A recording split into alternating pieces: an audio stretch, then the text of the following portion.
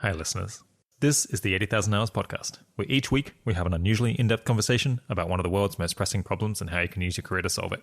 I'm Rob Wiblin, Director of Research at 80,000 Hours. Since its inception, 80,000 Hours has offered some sort of one-on-one career advice, but it's something that we actually haven't talked about that much on the show.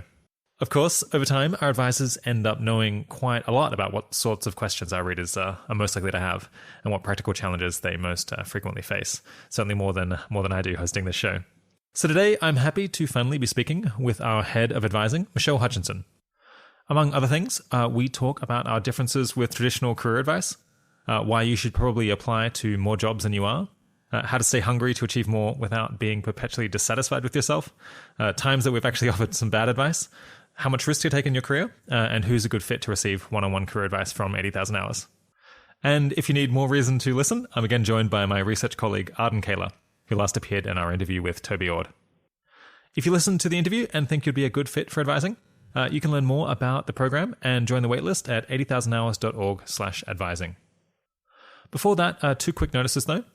First, I just wanted to offer a plug for another podcast, NPR's economic show, Planet Money.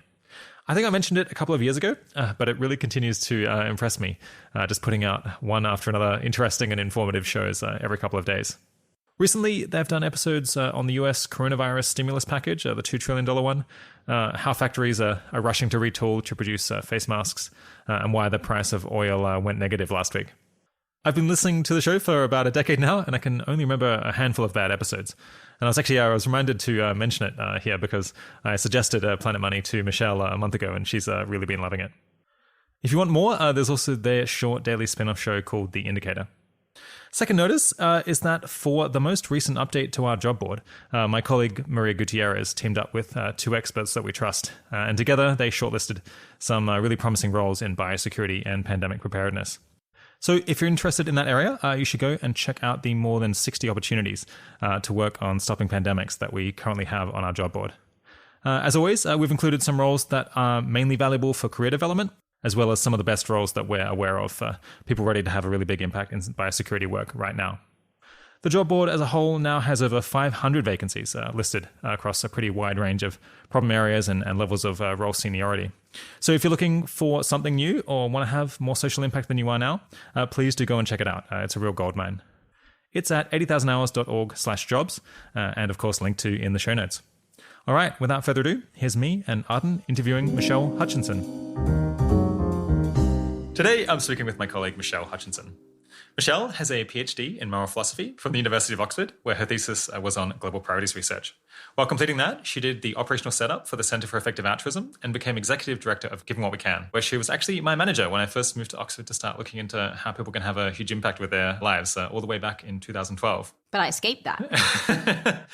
Yeah, she later became head of research operations at the Global Priorities Institute at Oxford, and that's where she was working when we did an interview back in December 2017. But since then, we've managed to poach her, and so she's now 80,000 Hours head of advising. Thanks for coming on the podcast, Michelle. Great to be here, Rob. Today, I'm also joined by my colleague, Arden Kohler. Welcome, Arden. Hey, excited to be here. All right, so I hope that kind of the body of the conversation here will be talking about kind of common questions you get when doing advising, and maybe common challenges that people face and maybe mistakes that you see reasonably often. But first, what is it that you're doing across the room from me all day, Michelle, and why do you think it's useful? Fundamentally, the thing I'm doing is talking to people about career decisions that they're currently facing. I tend to chat to people for between half an hour and an hour, and the conversations take very different turns depending on the stage that the person's at. Some people are choosing between a few different specific jobs or other really concrete options, whereas other people are very early on in their career and they're really trying to think through what types of paths they ought to go down and what the best ways of testing those are. But I do have a fairly standard kind of setup for how I go through these conversations, starting by talking to people about what they think the most pressing problems in the world are and what they're really trying to achieve with their career, followed by thinking through their specific options, whether those be something really concrete or these broader kinds of options, and trying to rank those and get a good sense of what the critical uncertainties they have are, followed by what the actual next steps should be. Cool. So we'll get to come back to talking about how advising works more later. But just to give people a little bit of background, we know your story to some extent, but we want the audience to hear it. So what led you to this kind of work? Yeah, I was pretty surprised that I ended up with this job after working at the Global Priorities Institute. I'd been there for a couple of years at the point where I moved, and my role switched quite a bit because initially I was really trying to set up the institute, doing the initial fundraising, figuring out what it meant to be an institute at Oxford, and then getting all of the paperwork through the university. By the time I left, it was very much a existing organization and a much more standard role that it felt a bit easier to hire someone into who had specific skills in how to run a research institute. I had known about 80,000 hours for a long while and worked alongside them while being at the Center for Effective Altruism and giving what we can, and known about the advising type of role, but never really considered actually going for it. One of the reasons for that is that it just didn't seem like the natural next step given my background, whereas having done the operational setup of CEA, doing the same for a new organization felt very natural. And in particular, having a PhD from Oxford, working with the academic philosophy faculty there seemed like very much my comparative advantage.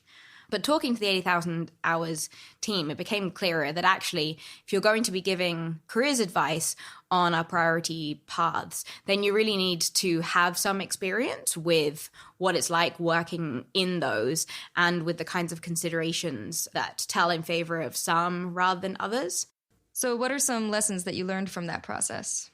One thing I learned was that it's good to explore pretty widely what kind of role you might want to do. And in particular, to think through not what roles your background look the most natural to go into, but what kinds of roles you think are most impactful for which your background seems like one of the best. So if you do a PhD in philosophy, there's kind of a neatly mapped out route of going into academia in a way that working for 80,000 hours is not at all on the radar. But if you look at what kinds of people you would want to hire to 80,000 hours, someone who's worked in some of our priority paths actually does seem like a natural fit.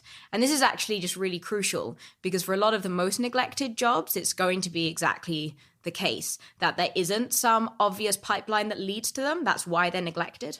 Another thing that I learned was that it can be surprisingly non-obvious to you by introspecting what kind of a role you'll end up really liking. So I tend to identify as relatively shy, not that good with people, didn't think that a job where I was talking to people all day, every day would suit me at all well. But actually, I really enjoy talking to people one-on-one and having the sense of helping them. And this is just a job that I've enjoyed hugely and more than any than I had in the past. And I just had no real idea, despite knowing that the job existed and watching several of my friends do it, that I would feel that way about it. And trying it has just made all the difference. Yeah, I feel like I would really struggle to do what you're doing, even though I guess I seem more extroverted than you, but just talking to total strangers for hours a day, I think I would find incredibly draining. Did you find that energizing, or do you also end up quite tired after doing several coaching calls? I think by the end of the day, I'm pretty tired, but I actually do find it very energizing. Some of the others on the team mock me for how often I come downstairs after a coaching call full of, you wouldn't believe this lovely person I just talked to who has this like great idea for how they're going to help the world. A reaction I would never have. So you said you really like the job. Are there any parts of it that you don't like as much? I'm really not a fan of not getting to talk to everyone who applies. You might think that for effective altruists, it really comes naturally to do a bunch of prioritizing, but I actually find looking through the applications and knowing that there are all these people who are really trying as hard as they can to find the roles that will help the world. And then knowing that there are so many of them that we can't help because we only have finite resources, or just because they already have a great plan and I can't really add anything to them, pretty painful. Yeah.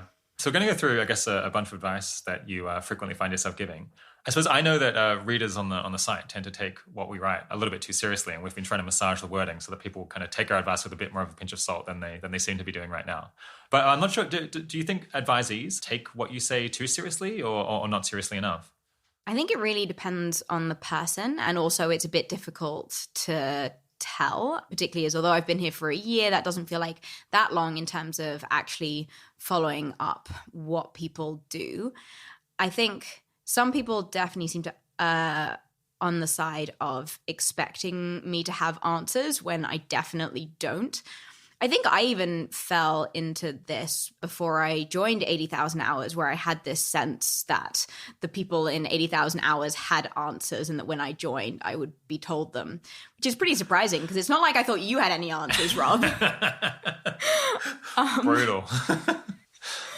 On the other hand, I think there are also plenty of people who are just generally pretty skeptical of the kinds of things that we're doing, or who have a fairly set track in mind rather than wanting to explore, for whom I end up feeling like I have to push somewhat hard to try and get them to think outside the box a bit more.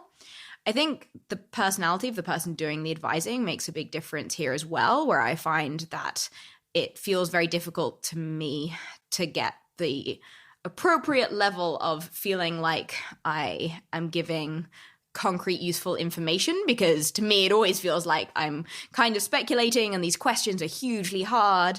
And then sometimes I rub up against people who just feel like they have way more answers in the world. But I think in general it is easier when talking to people than it is in written content to get people to realize the level of uncertainty you have. Yeah, that makes sense. It's a benefit of the podcast as well over written articles. I guess I haven't done advising in a couple of years, but I remember that one of the biggest challenges was kind of only talking to people for half an hour, maybe an hour at the most.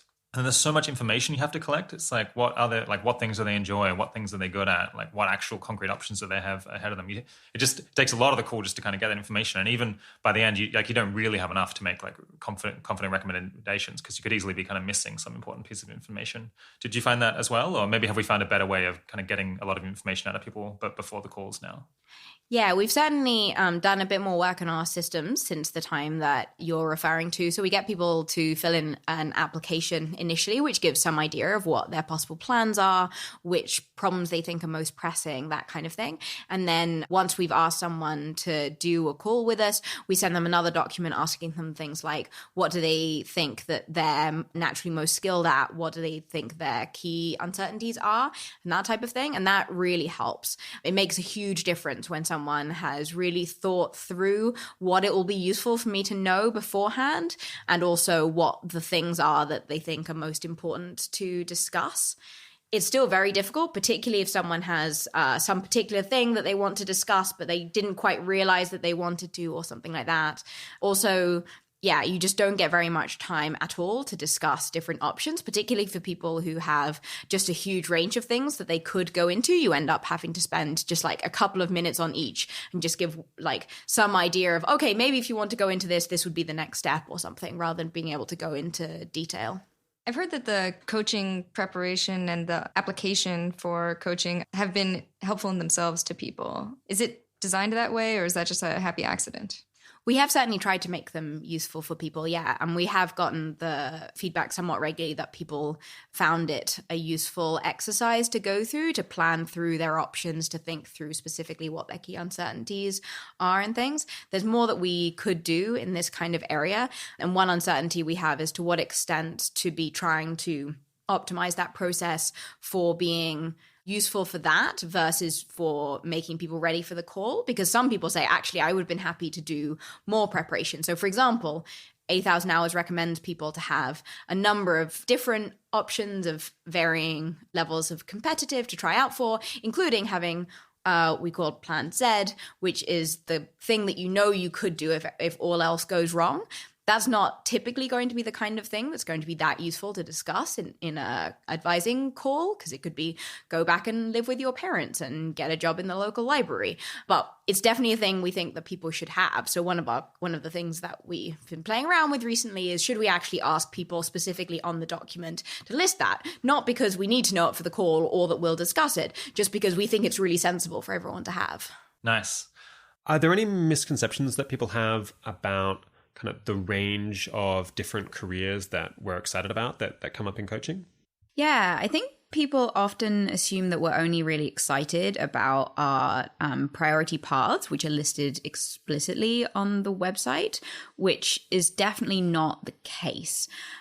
one of the things that's going on there is that it's pretty difficult to figure out where people can have most impact. And so we've tried pretty hard to find some examples where we think some particular type of role could absorb quite a lot of people and still be amongst the most important things. But I think actually it's the case that most of the most important roles are plausibly going to be ones where there's only a few people who could easily go into them, or only a few people are needed, or they're just the type of roles or careers that we haven't yet found or haven't yet worked out are particularly impactful.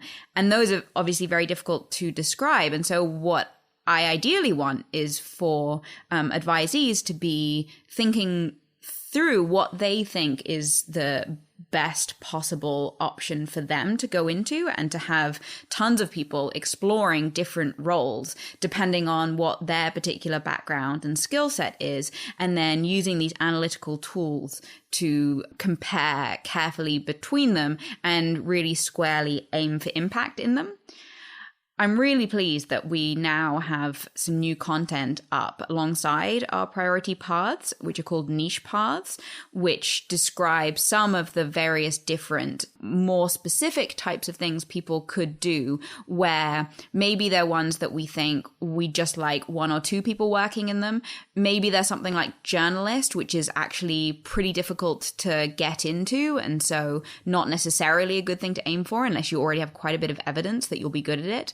Or maybe they're just things where we're not really sure at all whether they'll be very impactful, but we think there's a good shot that they will be. And so we'd be very interested to have people explore them further.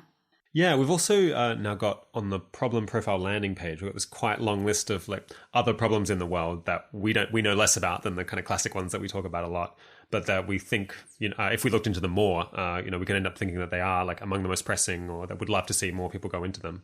And then we, I guess, talk about a couple of other problems that we think are very pressing, but perhaps less so from a long-termist perspective. I hope that, the niche paths list, or the list of like other careers that we could become really excited about if we had time to investigate them more, and other problems that we could become really excited about if we had time to investigate them more, will hopefully kind of combat this perception that there's only 10 things that are good in the whole world, which I guess sometimes people can read that article and maybe come away with that because it's, the list stands out so nicely. It's like very memorable, these lists of 10 different things. Yeah, I'm really glad that we have more content on this now, both for combating that perception and also for giving people specific ideas, because I think it is just really difficult to free form try to figure out what's most impactful in an area where most people haven't looked into it at all yet, compared to going into some well-trodden path where you'll have collaborators and other people sketching out for you what would be best and worst to do in this. So the more we can do to precisify this, the better. Yeah, for sure. All right, so we'll come back to talking about advising as kind of a part of 80,000 hours and what the work is like, and I guess whether people should potentially apply out in the audience. But I guess maybe the most useful thing we can do with this episode is find things that you find yourself saying reasonably often, and then I guess broadcast them through the podcast, and then you'll never have to say them ever again, Michelle. Everyone will listen and all be handled. Yeah, so what I guess are some of the things you find yourself saying pretty often on advising calls? I think one thing that people are surprised that we talk about quite a bit in advising calls, and that ends up being a useful function of them, is providing people with encouragement. I think a lot of people feel wary of applying to particularly competitive options, particularly given that they might know kind of statistical evidence of people in general being overconfident. But that means that I actually get quite a few advisees who feel that they obviously wouldn't be able to get some competitive option, and so they're not even going to apply for it. And so talking to them and saying, well, it's like worth at least trying out, even if it's pretty unlikely, is one of the things that. And then providing encouragement also for trying different kinds of options and for feeling better about the types of options that you go for can be pretty important. I think the types of people who are trying hard to have as much impact as they can in the world are just very prone to compare themselves to the absolute most impressive person they can find. I absolutely feel the pull of this. While I worked at the Global Priorities Institute, my manager was Hilary Graves, who was the academic director, and it was incredibly hard not all the time time to be wishing that I was Hillary Graves. Whereas that's actually not that useful compared to thinking through what's the best thing that I could be doing. And also, people tend to see the ways in which they're falling short compared to other people rather than the ways they're doing well compared to other people. So I find it pretty important to encourage people to be feeling better about the types of roles that they're going into. And also just to generally remember that the kinds of people that we're talking about who are trying to help the world as much as possible are just typically doing hugely important things.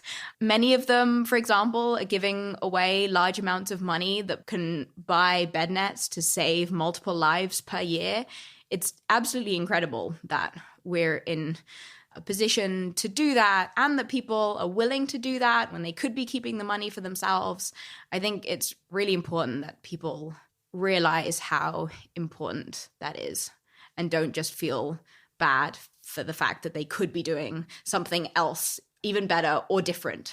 Yeah, I've often been just incredibly impressed with the people who apply for advising when I've gotten to talk to them, which hasn't been as often on the research team, but every once in a while. Just one, like their experience and things that they've done are often very impressive, but also just like their drive to do things that are good for the world. And it is extremely heartening.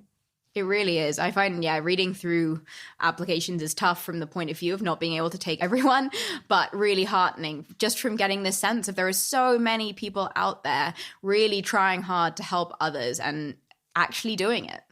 Every so often I see the coaching application, the advising application. We changed the name from coaching to advising. Got to try to remember that. Yeah, the advising applications are from people who get rejected. And sometimes they're just ludicrously capable and doing really amazing stuff. I guess we just don't have the capacity. And I suppose there's also this effect you were saying that sometimes someone can be kind of making the right decisions already. So even though they're extremely impressive, it's not so useful to talk to them. Right. Very often we get people come along who already have a very solid plan and are saying like, oh, maybe I'll check my plan. But, that's really not that necessary. That could also be people who are choosing between, 3 separate options, but all of the options look good and they have a good sense of how to get into any of the options. And for those kinds of people, it's just less high priority to talk to them. Do you get a chance to email those people and say like, oh, we considered coaching you, but your plan just looks good. So, carry on?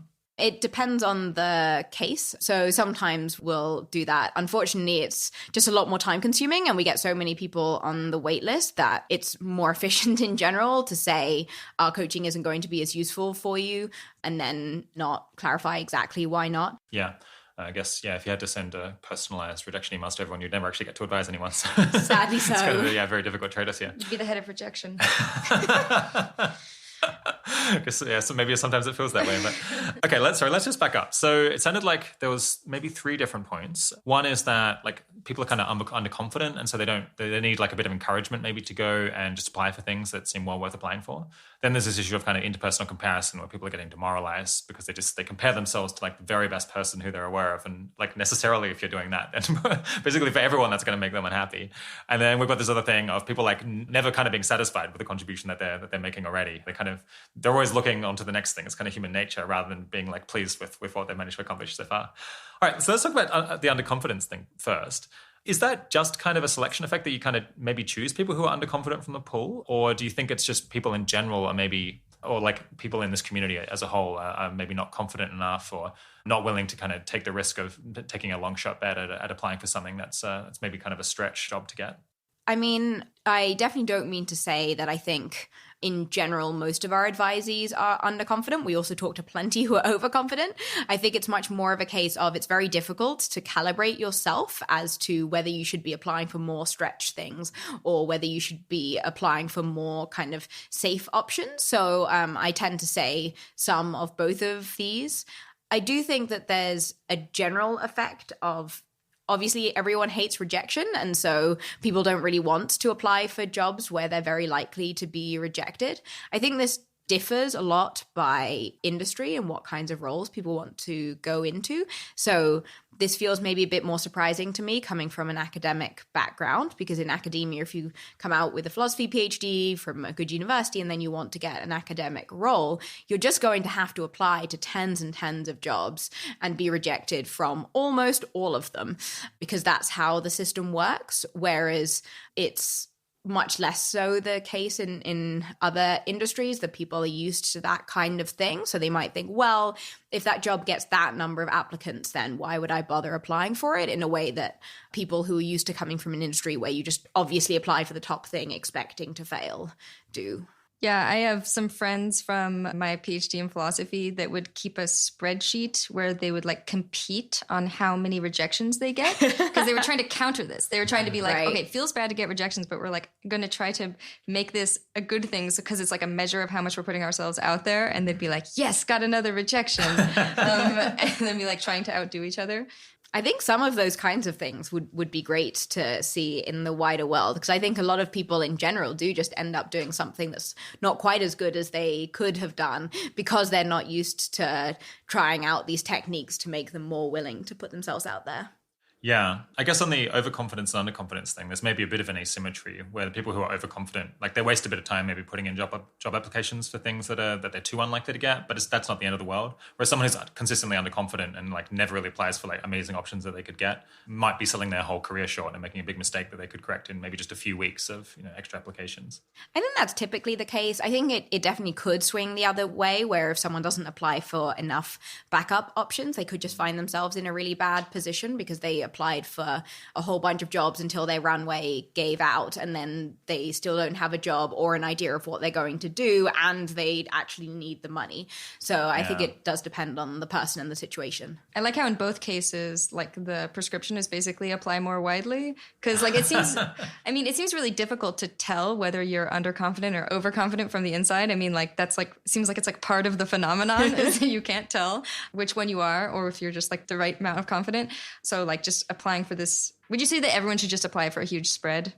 I think I definitely do think that apply more widely is a thing that almost everyone can bear to hear. I think this can go wrong because I do talk to some people who, particularly, for example, undergrads in their final year who think, well, I may as well start applying early. What kinds of things are around and are a perfectly reasonable baseline option, and then apply, for example, for good consulting firms because they're recruiting at top universities. They're very cognitively available. They're clearly fine for most of the paths you might want to go into. And then once you have an offer from something like that, it becomes harder to motivate yourself to apply for other things, and it becomes hard to turn down. So I think it is important to apply widely, but also to be thinking fairly carefully, okay, is this one of my backup options? And if so, am I going to continue applying or something, rather than getting caught into an offer that you got and don't particularly endorse. Do you think it's particularly worth people putting thought into the order in which they apply for stuff? So they like maybe apply for the things that are their best options first, and then if they don't get them, so they don't get like anchored on something that is not their best option if they get it first? I think that's definitely seems like something that I would typically advise people to do. It can be pretty difficult, particularly because some of the consulting places that I was suggesting end up deliberately trying to be the first thing that you would apply for and the first thing to give you an answer, so that you have this as your baseline option. And then also this gets back to this problem of if you only apply for the most competitive things, then you can end up in a problem. But I think a bit of forward planning can just help tons here, where you try really hard to find out which of your top options you can apply for early on and which backup options you can still have time to apply for after that. Yeah, so how do you think people can get over this reticence to put themselves forward for things that they're likely to get rejected for? I was talking to someone a couple of months ago who had managed to go quite a long way in their career without having to put out lots of job applications and getting rejected, and was therefore a bit reticent about applying. Like potentially they were now going to have to go through a process of applying for a dozen, 2 dozen things. And I suggested they should start out by just applying for a bunch of jobs they don't even want. Then they can just get like very used to like smashing out, these cover letters and doing interviews without feeling very stressed about it because they don't in fact want the position. And then that will kind of build them up to then be feeling like confident when they actually do apply for a job that they want.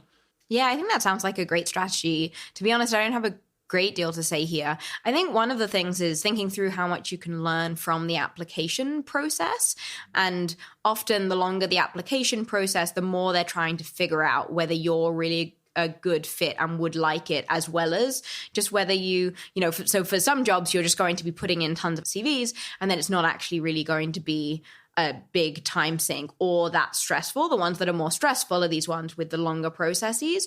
But there you actually get quite an insight into what would this kind of job be like? What would this kind of company be like to work for? And learning a ton that you could then apply to what kinds of other things do I want to apply for in future. It kind of reminds me of applying to go to Oxford for my undergraduate, where I very much got into I was convinced that I wasn't going to get in. So I very much got into a mindset of how nice it was to go to Oxford and get to eat in the lunch hall and see all the colleges and learn what it is like doing a tutorial, because this is the kind of thing I'm obviously not going to get to do. So at least I get a taste of it. And I don't know whether that kind of mechanism might help people who are applying through these long processes as well. Yeah, it also seems like thinking of it just more generally as like this educational experience. Like not only do you have a chance of getting the job, but also you're going to learn more about yourself and about what's required in certain kinds of careers. So like in that sense, just learning more about the world could make it a bit less aversive. And also, yeah, thinking about what lessons you can draw from applications for jobs that you don't get seems like a good thing. Yeah, people can experience the pure joy of doing job interviews. So everything that they can learn from that. You get to meet new people, see new places. Almost as much fun as walking around Oxford. Hey, we're being very trying to be sunny on constructive. purpose here, okay?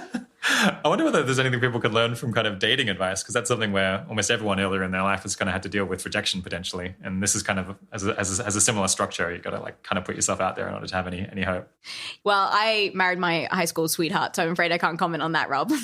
Okay, so the second point you made a few minutes ago was about the interpersonal comparison. I guess, what do you think's going on there? I suppose this is a little bit harder for me to understand, because I feel like I don't quite have the intuition as much as some other people do, that what really matters is how you're doing relative to other people who you can see on the news, or I guess know in your personal life. It does just seem like it's kind of about the absolute amount of good that you're doing and just trying to increase that. I suppose, do people worry that people won't respect them if they're not doing as much good as someone else that they know? So a big thing that feels worrying to me is not being able to quite separate the things that you could do in theory if you tried harder from the things that you could do if you were simply a different person. And particularly for the people who are around you and doing similar kinds of jobs, it's actually quite useful to have some sense of, oh, my colleague's doing really well at this particular thing because they did a statistics MOOC in their spare time. Maybe I should do that, and generally learning from them, versus, oh, actually, they're just a different kind of person, partly because that could be in ways that we usually think of as malleable. So it could be that some of my colleagues work several hours a day longer than me, but that actually it'd be a total mistake for me to try and work longer hours because I would get more burnt out or whatever. So I think part of this is coming from a kind of sensible intuition misfiring. I also feel like it's really unclear to me that this is the right way to think about things, but it seems very common for people to feel good or bad about the kind of person that they are. So it's like, you know, even if it ultimately is a matter of like something that's not malleable, it's just like, oh, I'm this kind of person. Maybe people shouldn't feel good or bad about that, but it seems like they do. Yeah. I mean, I suppose it makes sense that they might feel bad because then they anticipate bad consequences from it. If you're someone who like can't get a job at all, then you, in a sense, maybe you're not blameworthy because maybe you're just like born with particular disadvantages, but nonetheless, it causes you to anticipate that your life will be less fun. And so that's a reason to care. Although I suppose then feeling bad about it as well maybe isn't going to help with the situation, but it's pretty normal.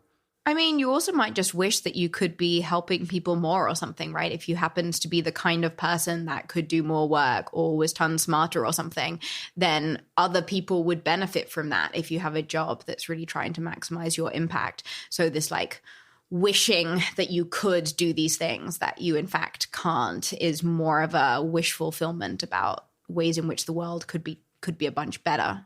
Yeah, so like, but it's funny because people don't have quite the same attitude, say, to like being tall or like characteristics that they can see are more fixed. So I think that is something that's like, it makes maybe more sense to be like frustrated with yourself when you don't put in effort, because maybe if you feel bad about that, then that will actually cause you to put in more effort and you'll try harder and be more successful. But I suppose when people realize that something is fixed like height, maybe they'll be sad that they're not taller because they maybe wish that they could like have a more fun life or something like that, if they were able to get into the basketball team. But they don't kind of feel morally bad about that, right? They don't feel like it's blameworthy for them that they weren't born with genes that made them taller. And I think a lot of what's going on there is that it's just not that clear which things are fixed and which aren't fixed. So whereas being tall is just very obviously the kind of thing that's fixed, being gregarious or being calm or being emotionally resilient are the kinds of things that kind of feel within your control in a way that being tall doesn't feel within your control. And then it's very hard to distinguish between here are the things I could be trying harder of, doing CBT and things like this, and here are the things that I just should be accepting. I'm always going to be a bit more anxious than some other person or something. Yeah, I mean, again, this might be a mistake, but at least I feel like I tend to identify more with like personality traits and things like ability to put in a certain amount of effort, or those feel like somehow more core to who I am than like physical characteristics like height and other things. And I don't know, if other people feel this way, this also could explain more why they would be like more proud or have just in general more intense emotional relationship with these kinds of things that feel more core to who they are. Yeah, interesting. Okay, so you're saying the difference is that people just wouldn't identify with being tall as like a core trait? Yeah, or like few people would say like, well, if I like was a foot taller or if I became a foot taller overnight, then I would like be a different person. Whereas if somebody said like, well, if I like gained a whole bunch of IQ points, maybe I would be a different person. Okay, yeah. So they identify more with being like their mind rather than like the body that they happen to be in. Something like that. I guess, I mean, this might differ a fair bit between people, I suppose. Yeah. People who like do less mental work, who like actually do work with their bodies, like might regard that as like more a core part of themselves. But interestingly, you might expect this to push in the other direction. So you might think that given that it's the case that I think if I woke up with a whole bunch more IQ points, I would be a different person. Whereas if I woke up a foot taller, I'd be the same person. I therefore would feel less bad about the IQ points because as a person, I identify with how many I currently have or something. Oh, I thought you might say, well, okay, so I could become a whole lot smarter and therefore be more productive, but then it just wouldn't be me. So I personally wouldn't be like any morally better off or more virtuous because I would simply become a different person. But let's back up. So it seemed like maybe we could get some progress on this if people were able to identify which of their traits were more malleable and which ones weren't, because then they could like relax about the things that they feel like they can't change. There is this great book on mental health called, I think, What You Can Change and What You Can't, which is kind of about this. So it's like looking at different mental health problems and how often they improve and like which ones are just very hard to shift. It's actually, it's kind of old now and a lot of the conclusions are out of date, but I kind of liked that idea because it means that it can potentially reassure people like, well, I'm struggling with this particular mental health problem, but this is one of the things that people just tend to have to work around. And I shouldn't feel like culpable for the fact that I haven't managed to improve it because kind of most people don't. I also find remembering the comparison pretty useful. This is a thing that you've said to me in the past, Rob. Hey, you're feeling worried about being this kind of person. You don't feel worried about not being taller, even though that might be useful. And I found that very reassuring. Yeah, interesting. Okay, so I should just like push on this thing of like everything is like height, and no one I know would feel bad about height. So. We go for nuance on this show. I guess another thing is, so people might feel worried mostly just that other people are going to judge them negatively if they're like not having more impact. But my impression is that usually this is like exaggerated and more like something that they're worried about than other people are. That I guess I rarely hear or like see people being like, oh, this person's like lazy or like didn't get the best job. And so I like think that they're morally a bad person. It does seem clearly a thing that people impute to other people though, right? And I think even if you know that that's what's going on rather than other people feeling this way, it's hard to really internalize that or something. So I'm currently pregnant and find it very hard to get some kind of internal standard of how much I should be working and things like that, which feels satisfying to me. And it feels to me like people are going to think that I'm a wuss or that I'm just not trying.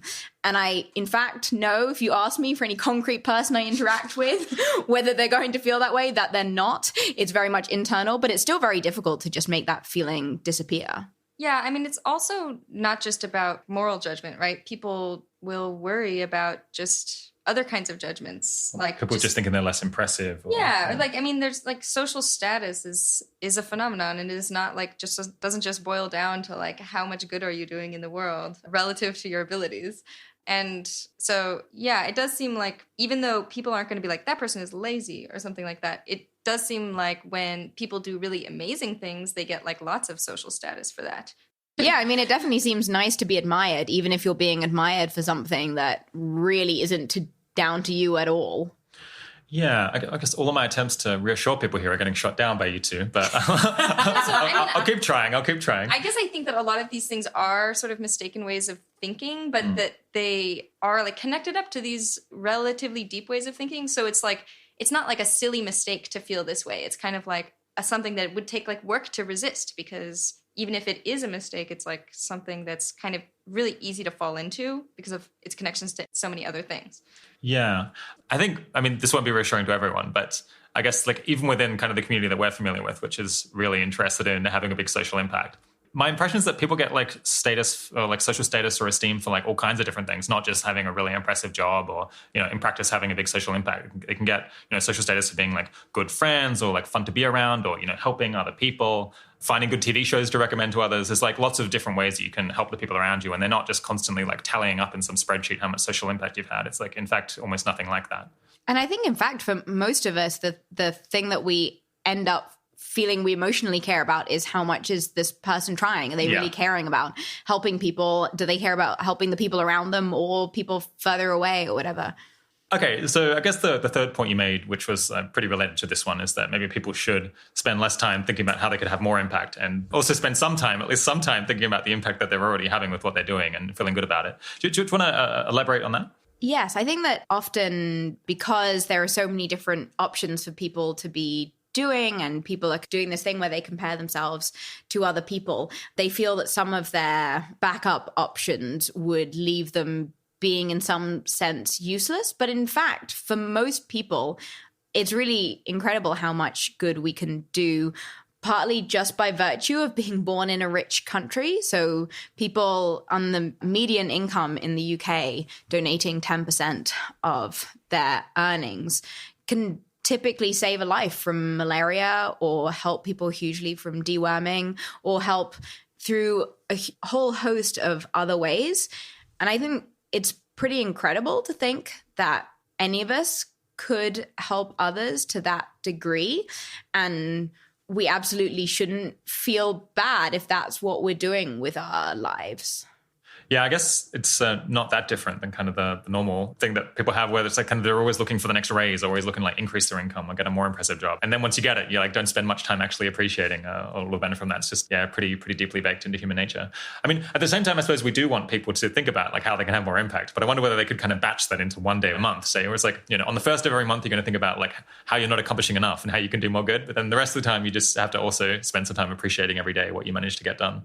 I mean, I guess I think you don't really have to like necessarily do them on different days. As long as you're like vividly imagining the amount of good that you could do if you were to like have more impact, it doesn't really seem like keeping in mind the amount of good that you're doing right now is like necessarily going to be demotivating for making that change. Yeah, that's fair enough.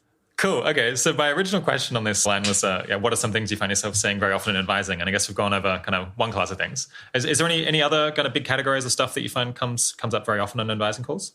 One we somewhat touched on earlier, which was applying widely. And we talked about it in the context earlier of applying for some very competitive things and some things that are more like safe bets. But I think it also comes up in terms of applying to different kinds of organizations. I think that people sometimes end up getting into a particular cluster of people or whatever, where certain organizations seem like obviously the ones that you should want to work for, and they end up feeling that those are the only roles that they're going to apply for, rather than realizing that there's this huge host of different kinds of jobs that are out there that do a huge amount of good. And so I often end up talking to people about widening their option sets a bunch. Maybe that means thinking through some new kind of career path. So perhaps they are currently a doctor and they're thinking of going into public health. And then biosecurity might seem like another type of option that they could consider that they hadn't really before. Sometimes that's working for different specific organizations. So it's thinking through, well, if you're thinking of working in the, say, biosecurity space, you might have heard of some of the effective altruist organizations working on it because you have friends who happen to work there, but you might not have thought of working for places like Johns Hopkins.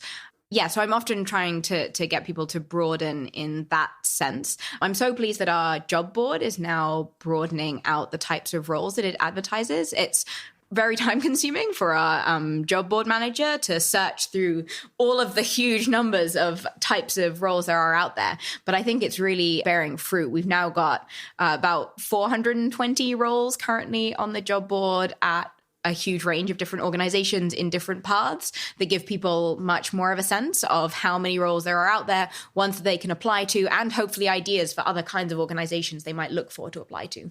Yeah, Maria is suffering for us all. So make sure you go to the job board, listeners. Yeah, it's not surprising that this is one of the things you have to do a lot. Because as I understand it from the decision-making research literature, this is like one of the biggest mistakes that people typically make is narrowing the range of options that they consider very early on. And then if you prompt them, if you force them to consider, like, what about things you haven't put on this list at all, then very often they end up choosing something that they'd like never even shortlisted in the first round. And I think I was constantly doing this when I was doing advising years ago. I was just like very often like throwing other ideas at them to try to get them to broaden their ideas of what they could conceivably do. Yeah, as I say, my career feels like definitely an example of that. I think it's very understandable that people do this, particularly when you're coming out of university. It feels like there's just such a huge range of different possible options that it's very hard to know where to start. And you're just very keen to get rid of options rather than adding more on. And this is a thing that sometimes we've gotten feedback on from the advising, that people are kind of disappointed because they were hoping that we would narrow down their options. And in fact, we just gave them even more things to worry about maybe they could be doing. But I think it is very important if you're thinking of what's the best career for me to have over the next 40 years, to really try and get all the options on the table and get some sense of which are the best to start off with. I definitely feel like I also have thought too narrowly about what kinds of things are options for me in my career. So I feel like I'm a good example of this phenomenon. So you mentioned like people wanting to rule things out. Are there other ways of ruling out options that you think are actually good? Or like, how should people approach this problem of having too many options?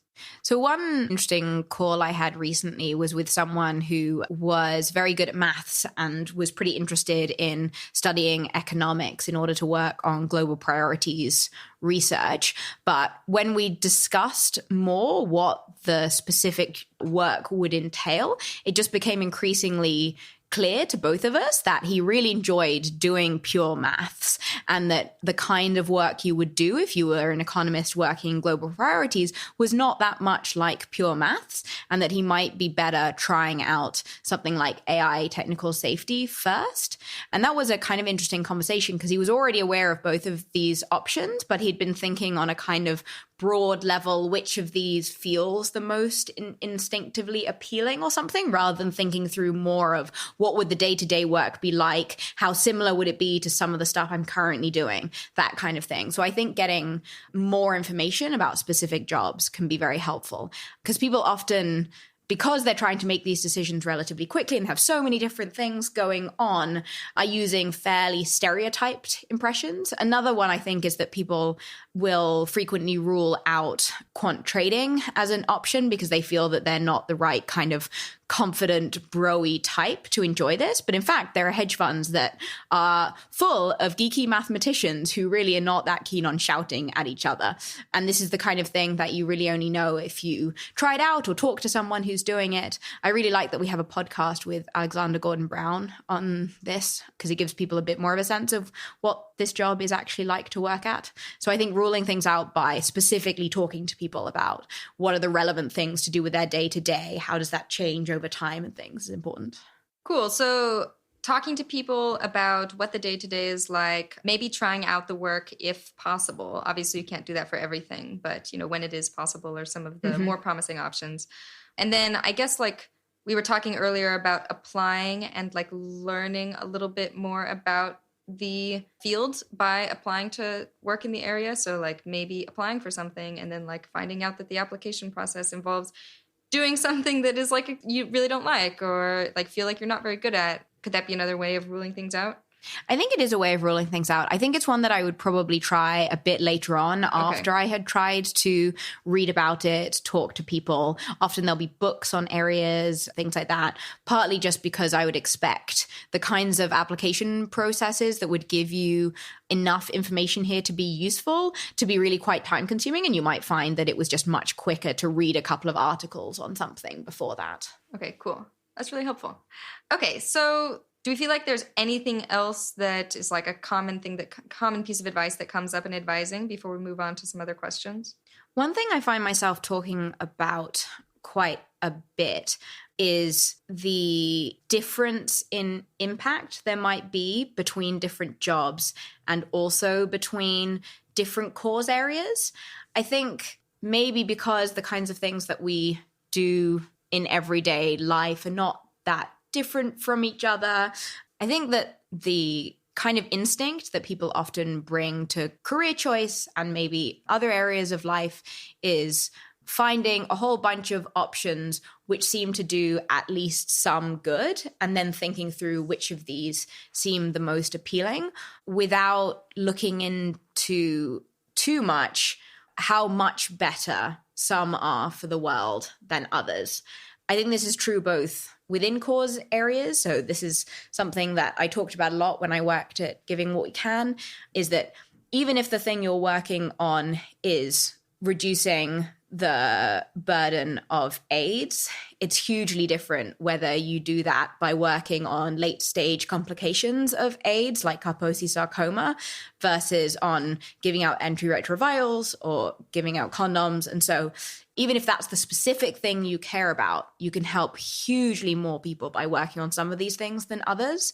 And then I think if you compare across causes, you can get, again, potentially 100 times multiplier by looking at an area that's hugely neglected. So at 80,000 hours, we tend to think that risks that could wipe out the whole of humanity tend to be radically under-investigated and funded compared to how much they should be, for a whole host of reasons, partly being very speculative, partly that people tend to have incentives to work on things that are nearer term rather than things that will affect the world in 100 years. But I think thinking through what you think the comparative impact of working in these different areas are is actually extremely important if you care about helping people as much as you can. I try to typically get people to flip their framing a bit of this to, rather than think through what are a whole host of jobs that you think would do some good and then which seem most appealing, to think through what things do you think are very most impactful and then kind of rank them.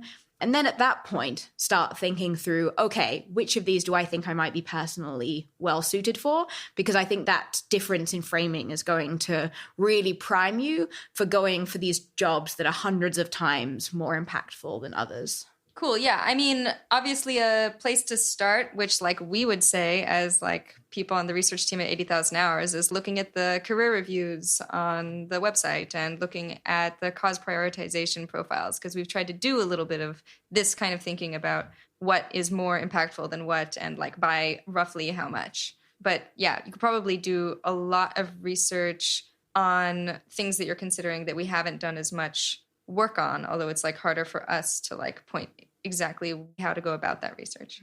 And I think often it's less the case that people, in fact, disagree with the premise and more that they're not really thinking about it in these kinds of terms. So if you really push them on, do you think that this kind of role is approximately as good as this other type of role? They say, oh no, I think that the second one's like 100 times better or something. But they're just not really used to intuiting how important it is to take that difference into consideration.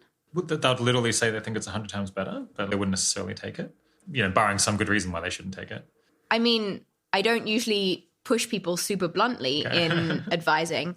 And I think people would usually struggle to quantify these things at all, which seems totally right. It seems extremely difficult to quantify them. But I think people are very willing to say, yes, I can see why this area might be much more important, but this other area also seems fairly important and neglected, and I can see a slightly more natural way into it or something. Okay, so they're kind of categorizing things into important and not important rather than like using the full spread. Yeah, exactly. Yeah, interesting. And I think that makes a lot of sense for some areas of life where there isn't that much difference between things and you may as well simplify to this binary. But I think it really just doesn't make sense in the area of career choice because there's this huge spread in terms of impact. Yeah. I suppose, well, I mean, even with jobs, you'd be like, well, this job is well paid and this job isn't well paid. I guess you can earn like several times more money in some jobs than others, but it's nowhere near like the level of spread that we think you get with social impact. Yeah. Actually, yeah. How often do you find yourself recommending that people work on a problem that's kind of not one of the classic ones that we are always talking about? It's a bit difficult to say, I guess partly because in a lot of kinds of calls, I'm less in any way concluding this seems like the thing you should do, and more concluding, well, it seems worth trying this, then trying this, then. There are definitely some areas that are much more speculative that we don't have things written on, which we talk to people in, for example, security, where we're starting to think maybe this is important, and we talk to people who are in that area. We also sometimes talk to people who have a particular comparative advantage in some area that we're very enthusiastic about. I probably talk to these people a lot less than I would if I was simply trying to optimize for talking to people that I think would be impactful, because I'm going to have so much less to say to them. So occasionally we'll have calls with someone who, for example, is trying to improve the evidence usage in working out what kinds of democratic interventions to make or something. But I just don't have a good sense at all of how you do well in that area. I don't have that good a sense of how you compare it to other areas. And so those calls are very difficult, and I would only have them if there's some particularly strong reason to, whereas for a lot of other kinds of people, I'll just say, well, I just don't think this is going to be a very useful call for them. Yeah, fair enough. Are there any common mistakes that you feel like you see people making that you think you could give advice on how to avoid? I think one thing that I somewhat frequently see is people who think that some particular area is probably the highest impact one for them to go into, but don't feel terribly passionate about it and therefore relatively quickly rule it out. I think that seems more problematic because I think there's this really big difference in terms of how impactful different kinds of things are. But then I also think it comes back to this thing about people having some trouble introspecting before having tried something out, how much they'll like it. So I really try hard to push people, if they're in that kind of position, to think through specifically what kinds of things drive their motivation and whether there would be ways of being happy working in this area that they think is highest impact that would still motivate them. Because I think people are very different in terms of what kinds of things motivate them. So some people need to be seeing the beneficiaries in front of them all the time, and that's going to make it very difficult for you, for example, to work on a long-term horizon. Whereas other people, so I tend to be the kind of person who's very motivated by not letting my team down, which means that I can work in quite a lot of different areas. And then also by generally feeling like I'm helping people. So while I rationally think the reason that working at 8,000 hours is high impact is that it helps beneficiaries living many years in the future to not be wiped out, that kind of thing. On a day-to-day level, the thing that really keeps me going is it's great to be able to help people who are kind and want to have more impactful careers continue doing that. So I think it's really useful for people to get a sense of what their motivations might be like and then try out some of these things to see if they actually do suit them. So it sounded like you were saying people would kind of suspect that they wouldn't enjoy a particular role, and then they kind of rule it out early on, even though they don't really have very strong evidence for that. And you're like, but if it's going to be 10 or 100 times more impactful, then maybe they should go and double check that and actually find out, figure out for sure whether they would enjoy it or not. Yes, I think that's my sense. And it's particularly problematic because the less neglected an area is, the more it gets talked about and things. So people are, for example, very used to everyone around them caring lots about climate change. So they feel very passionate about climate change, whereas maybe they don't feel that passionate about preventing future pandemics. And maybe that's because they find it difficult to work on an area where they could end up having not had an impact and not know about it. But maybe it's because not very many people around them are talking that much about global pandemics. And if they read some books on, books like Spillover or something, they would realize that actually this was a thing they thought was terrible and they really wanted to do something about. Or if they were working with other people who were really into it, which is like inevitably where you're going to end up if you're actually focusing your career on that. Right. Yeah, it's interesting, this thing about people wanting to be able to directly see the beneficiaries of their work. Because like climate change is so popular, but climate change you'd think is an archetypal one where people like can never see the beneficiaries of the work. It's like so hard to identify them. Some people would say it took us a very long time for climate change to become a mainstream cause that people were really worried about. And maybe that's part of why that is. Yeah, maybe. I mean, I guess maybe during my lifetime, it seemed like it's one of the kind of top things that people I know are really interested in. I suppose maybe it's like it's one step away from kind of the global catastrophic risk work that we're like most familiar with. So perhaps I'm unusually likely to meet people who are really into climate change. It was kind of what I was most into when I was younger. So I have a biased sample perhaps. But And earlier than that, it didn't seem like much of a big deal, right? It seemed like actually this was happening way before there were people really working on it. And then there was a concrete effort with things like Silent Spring to get such a movement going. Yeah, I think at least there's been evidence of climate change for like many decades, and it doesn't really seem like things have really taken off until like maybe the last 20 years. yeah, I guess I feel that's more likely because of the international public good aspect of it, or the international common good issue, rather than because there aren't, people who are really passionate about fixing it. It does seem like, at least for some voters, it's a very important issue, and it kind of comes in and out of fashion. It's like something that people engage in activism on. Yeah, I mean, you might think that the continuing prevalence of homelessness in very rich cities is more evidence of this, that you would expect that people are always encountering these people who just seem really badly off, and somehow we don't manage to fix that. Yeah, it is very odd. I suppose, this is given as one of the reasons why kind of a lot of people want to go into teaching or into medicine, is that they can directly help people right away. And I suppose there'd be far fewer social services if people didn't get kind of a warm glow from directly helping people. Maybe our difference in intuition is driving the fact that I'm an advisor and you're a researcher. Could be. Yeah, are there any other common mistakes that people make? I think one thing is people are often understandably very focused on the next job that they're going to do, at the expense of thinking through what their long-term trajectory might look like. One of the biggest ways in which I think this can be problematic is people going into something that's kind of robustly good at providing skills, but not the best way of getting skills for any of the things the person's actually considering. So people who, for example, have a PhD and then decide to go work at McKinsey without some idea of why they would want to get specifically operational or corporate skills, but simply some idea of, well, this is a good next step. You're never going to look bad if you worked at McKinsey. I'll get some kind of skills. And a specific problem, I think, with going into these kinds of consulting roles is that they don't really give you the headspace for then figuring out what direction you want to take from here. And I think some people at least would get a lot more mileage from thinking through what kind of long-term career trajectory do I think might be most impactful for me, and what would be the natural next steps here.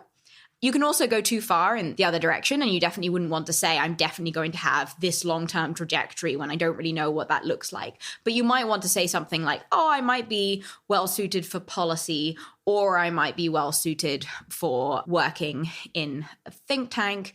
I'm going to think through what kinds of options would be best for getting to either of those, and then which ones might be good for getting at both, or which options might be good at giving me information for whether I would want to go into government or into a think tank, that kind of thing. So you think on average the people you're advising haven't done quite enough thinking about where they want to be in 10 or 20 years' time? And then so they're doing stuff that kind of just hedges their bets everywhere and is kind of fine for any path, but not particularly great for anyone? Yes, I think that's more often the case than the reverse. Yeah. Do you ever see people who have like incredibly elaborate, far too specific plans? I can't actually think of any that I've had that fall into that category. Interesting. Yeah, I suppose that's a whole lot of work, and maybe it's actually quite hard to map out like something that's very concrete, especially when people mostly find it very hard to imagine where they're going to be in 10 years' time rather than like having a very concrete vision for it. I also think that career decisions are pretty aversive to think about, and that it's so easy to get caught up in how do I do my current job or my current degree or something very well. And most jobs require you applying for them quite some time out. So this seems particularly difficult when you're coming out of undergrad, where you're expected to be doing your kind of final exams and finishing up all your term papers and simultaneously applying for these very competitive roles. And so, yeah, I think in those kinds of cases, it's just very hard to make a solid plan compared to going for roles that are very salient and seem fine. Yeah, this is embarrassing to admit, but I spent kind of 6 years doing 2 degrees before I really spent any time thinking about what I was going to do with them, what I was going to do with my career. Is that kind of typical? I got the sense that, to be honest, like the other people I was studying with weren't putting that much effort into thinking about what they were going to do next. Well, you spent 6 years studying economics, which is robustly useful, and I spent 10 studying philosophy, which is not at all. So I'm going to say, based on our small sample size, it's very typical. Yeah. You at least have good company in this room, Michelle. Yeah, I suppose. I mean, I guess I got lucky because the stuff that I found interesting was kind of useful for my career. But I guess it could be like it could easily have gone the other way. I could have ended up studying something that's very arcane and doesn't really have any it doesn't produce any marketable skills. Then I would have been in a very tricky situation, graduating, never having given any thought to what job I might take. I also think that standard careers advice is pretty bad here. The careers advice I got in school was very much study the things that you think are interesting. And so I studied physics and philosophy as my undergraduate without really ever planning to be a physicist or a philosopher. In fact, my dad knew better, and he suggested I do politics, philosophy, and economics as being a more balanced degree that would give more useful skills. But my school was very strongly on the side of go for the thing that you find most interesting rather than the thing that's potentially going to lead to useful skills. Just to play devil's advocate here for a second, I mean, people are making decisions about what they're going to study, for instance, like when they're very young and maybe just have not a lot of good ideas about how the world works. And so they might not really be able to make decisions based on what they think will lead to an impactful career. Whereas on the other hand, if you study what is interesting or what you're good at, it does seem like there's some value in just coming out of college pretty good at something, as opposed to maybe having done some stuff that you weren't very interested in, but you thought might maybe get you on the road to something that is going to have an impact, but you weren't really sure because you were 18 and didn't know very much. I don't know how much I agree with this coming out being good at something. I think maybe coming out having learned some useful skills and learned more about yourself seems more valuable. And this is a reason that I actually feel that American degrees are much better than British ones, because in the UK, we have to choose one specific subject to study for university. And physics and philosophy is actually unusually broad for the UK. Whereas in the US, you take a while to choose your major, and that seems much better. You get a proper time to try out different courses, see which ones you're good at, which ones you seem to enjoy, and only then do you pick your major. Yeah, I found it really alarming when I found out how hard it is to switch degrees in the UK. I guess at least at Oxford, it seems like people just get really stuck on one track, and then they might have to just leave the university entirely if they want to do something different. In Australia, people are it's actually quite flexible. Once you're inside a university, then transferring degrees is pretty straightforward. Yeah, it's not impossible at Oxford, but you would effectively have to reapply under a different subject, which I agree seems very problematic. Yeah. So I guess we don't want to go all the way in the other extreme here and say it doesn't matter what people are interested in when they're considering what to study. I guess we have heard some stories of people reading our site and then walking away and thinking, it doesn't matter whether I'm interested in what I'm doing or I'm interested in this job, which is absolutely not what we're saying. If you don't find something interesting, it's going to be very hard to motivate yourself to study it. Well, you can do that for the first week, but then you're going to have to deal with this for years and years. So. Absolutely. A reason I think that economics might have been a better option for me to study is that I hadn't done any of it at school, and I actually think I might well have really enjoyed it in addition to it being useful. I definitely don't think that people should be going for something that they think they're not going to find interesting at all. And this becomes more and more important the bigger the shift is. So I think we've had the odd user shift from humanities to sciences because they've heard that they really should be doing computer science or something, and making these kind of really large transitions when you've already learned about yourself that you're the kind of person that does better at the humanities does seem like a recipe for burning out and not achieving your potential. Yeah. Why do you think it is that normal careers advice focuses so much on this kind of what you enjoy aspect? I suppose it's easy advice to give. It's pleasing to the person to hear that at the time. So possibly that's just the lowest effort kind of career advice you can give if you're at a high school. Yeah, I'm not really sure. I guess I also feel that a lot of advice is kind of throwing different things against the wall, and maybe that careers advisors perceive other people as giving directive advice that's much less like this. My headmaster, for example, told me to do mathematics at Cambridge when my maths really wasn't that good. So it could be that they're trying to counteract what they see as the world imposing, here's the most useful thing, do that, and they're just trying to counteract and say, no, it's very important that you're suited to the thing you do. Yeah, I guess you definitely get this from parents sometimes when they really have a vision of what their kid should do, even if it's not necessarily the best fit. Right. Yeah. It also seems relevant here that most careers advice is not aimed at doing the most good or making your career something that will have the greatest impact, and might just be more generically aimed at having a successful career or even just being happy. And it might be that do what you're passionate about could be better advice for one of the latter things. Yeah, that completely makes sense. All right, so I think we've been through 2 mistakes now. Are there any other kind of common mistakes that people should look out for? I think people don't reach out as much as they should be for advice to other people. People just actually really like helping each other. And so reaching out to people saying, hey, can I chat to you about your job? Can I get your thoughts on how I should apply for this kind of thing? And I think that works pretty broadly. So I found this really useful when I was setting up Center for Effective Altruism, originally reaching out to people who had already set up charities and saying, hey, can I pick your brain on what are the really important things to know when you're applying to Companies House and the charities commission for setting up an organization? And I was pretty surprised at the time just how helpful people were. Then when I was working at the Global Priorities Institute doing fundraising and doing grant applications, I was doing some on virtue ethics, which is a topic in philosophy that I knew very little about. And so I ended up sending the grant application that I had to the leading few virtue ethicists in the world. And I think 2 of the 3 of them replied and were willing to look over my application, which I just thought was really kind and somewhat unexpected.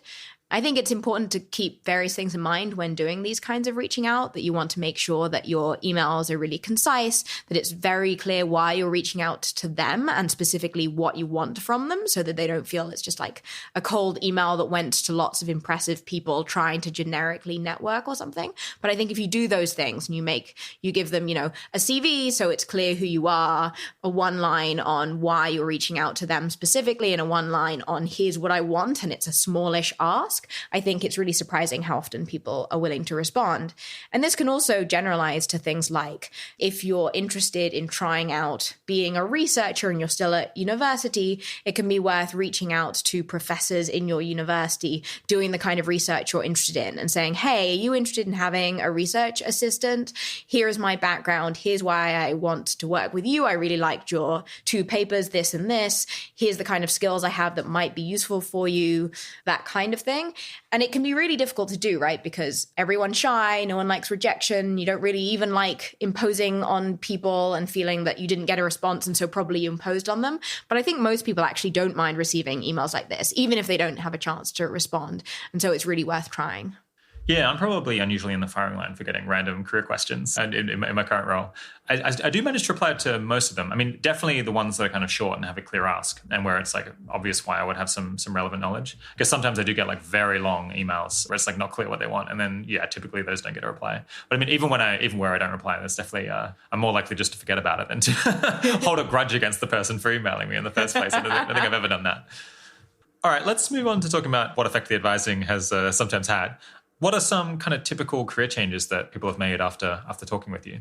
So one case in which I think I can sometimes be useful to people is bringing up specific kinds of roles that people had just not really come across at all before. One nice example of this is the Research Scholar program, which is part of the Future of Humanity Institute, which is really trying to train researchers in a very flexible way, because often people go through the kind of standard academic PhD type system and end up studying something pretty narrow and also don't have that much time to try it out. So this is a kind of speculative, different type of program that people often haven't heard of. So I've chatted to a few different people about this. For example, one person was working in policy, but felt that they would be rather good at research and also were interested in doing some research in order to quite likely go back into policy in future, but with a better background. So they ended up, for example, ending up at the Research Scholar program. Nice. Yeah. Any others?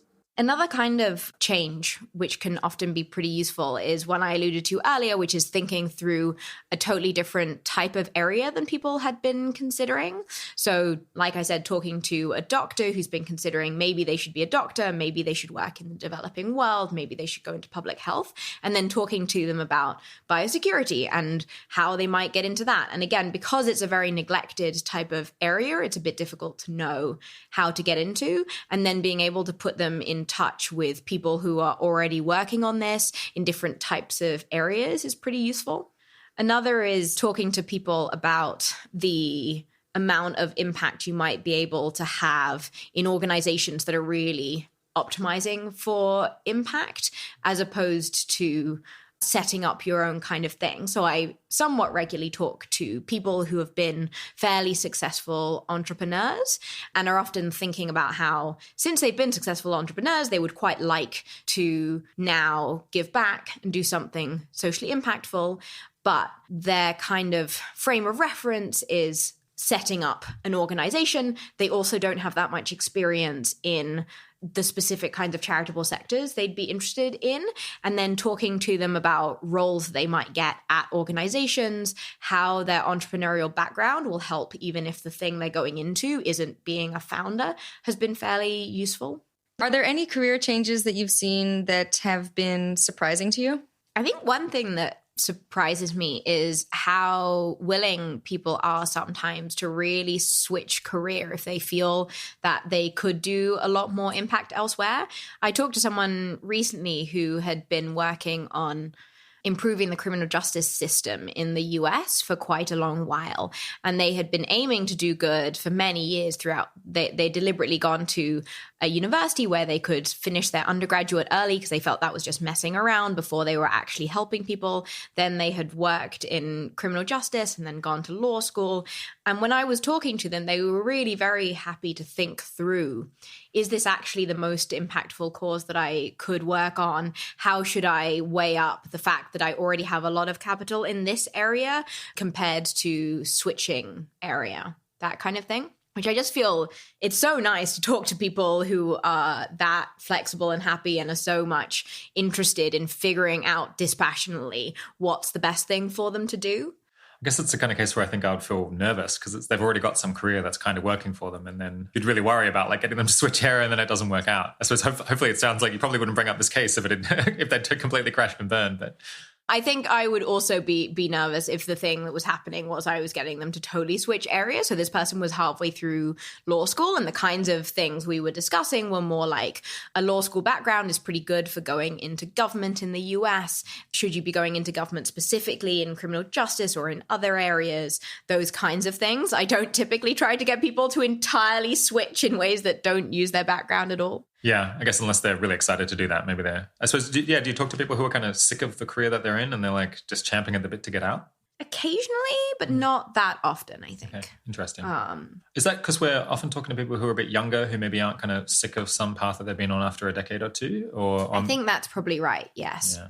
And unfortunately for people who are in that position also, I often can't be that useful because it just is kind of clear what their background fits them for. And also they've typically gotten to a stage of life where actually they would like to be taking their personal preferences more into account. So maybe they have a large amount of experience working in international bureaucracies and they really want to do something totally different, like set up a startup, but they would like to live in a particular place because they're already very established and all of these kinds of things. And then there's a bit less that I can say to them because it's often much more exciting for me to think about them continuing in the thing that they were in because they have so much experience in it than completely shifting to a thing that maybe they'll be good at or maybe they won't be good at. Yeah. I guess doing career transitions in your 40s is kind of its own thing. I guess hopefully if we get bigger, eventually we'll have someone who has more expertise in that and might be able to advise people who are a bit older. I mean, there's a lot of like difficult challenges here. As you're saying, if you want to like, maintain kind of the salary that you have and maybe you're like have a family now, so you're less flexible in location and you want to move into a completely different area. You might also come up against kind of people's prejudices about people switching careers when they're older, kind of maybe wanting to like get people who are more in their 20s. It's like, it's not always so simple. Right. And it's just very different from the typical people I talk to. And so it's harder for me to have a lot of useful things to say. Are there any times that we've advised people not to do something and then they haven't listened to us and then they've gone out and flourished and it's been fantastic and we've been, oh no, like we gave them the wrong advice? Well, I actually one time gave someone careers advice before I worked for 80,000 hours, which worked out wrong in retrospect. She was working for a effective charity at the time and seemed to be on a good trajectory there and was wondering whether to set up her own charity. And my advice was that she'd do better to spend some more time learning about the overall sector before setting up a charity with fewer mentors and things like that. And in fact, she set up the charity and it went extremely well. And she managed to get herself some terrible great mentors. I know, disaster. Yeah. Do you think there's any particular reason why it worked out well or above expectations? Yeah, she set it up under the guidance of Joey Savoy and others who had just set up Charity Science Health, which is an organization which did SMS reminders for mothers to get their children vaccinated, which meant that she immediately had experienced mentorship. And I think that makes a really big difference. That actually ended up leading to charity entrepreneurship being set up. Yeah, I was initially skeptical of that whole idea, I think, because just the idea of creating a charity in the developing world from scratch when you're relatively young seemed a little bit far-fetched, and like it didn't have huge chances of success. But that group seemed to kind of have figured out a formula that they've had a couple of reasonable successes so far. Yeah, it's really impressive, isn't it? All right, moving on. Are there any kind of ways that we on the research team are failing the advising team? Is there any kind of articles that you really wish we had that would help the people you're advising a lot, but we somehow have not managed to get around to writing? Mostly I would like more answers, more knowledge about the world. But yeah, there are a few kinds of things that I can think of here. One is that there are some concepts that seem like they come up a lot that are maybe a bit difficult to really write down a succinct framing of. So I mentioned earlier this thought about different causes being very differing in terms of impact. And I find myself fairly often wanting to send someone a fairly concise, clear article on why we think that impact is so spread in terms of different jobs. We have some stuff on this. The old careers guide has an article on how much good you might be able to do in your career that compares these things, but it basically only uses examples from the poverty rather than across the board. I'd also be pretty interested in just lots more details on some of our careers paths. So I find it particularly difficult talking to people about priority paths like institutional decision making, where I have a general intuition for why this is pretty valuable and we have a short-ish profile on it, but it feels pretty difficult to give people a really concrete sense of, okay, so you're nearly finishing a PhD in decision making. What is your next step? Do you go into government? Do you go into a think tank? Do you try and go into academia? For each of these, where do you go? Do you try and work at the behavioral insights team? Or is that actually doing more nibbling at the edges of improving decision making rather than figuring out how to make the most important decisions? And there are quite a few different kind of pathways like this.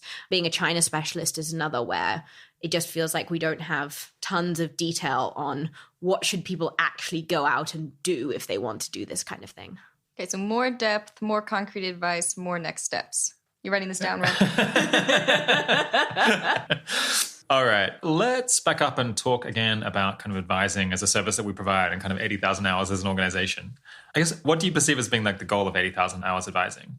I think the aim is very much to get people into a position of doing the most impactful job that they can. And I think the reason that we have this in addition to the content is that often it's pretty difficult to pitch the research at all sorts of different kinds of people. So we already talked about people being underconfident and overconfident. And it's very difficult for people to get a gauge of where they particularly are, particularly if, for example, they're in a different type of situation than maybe our archetypal user.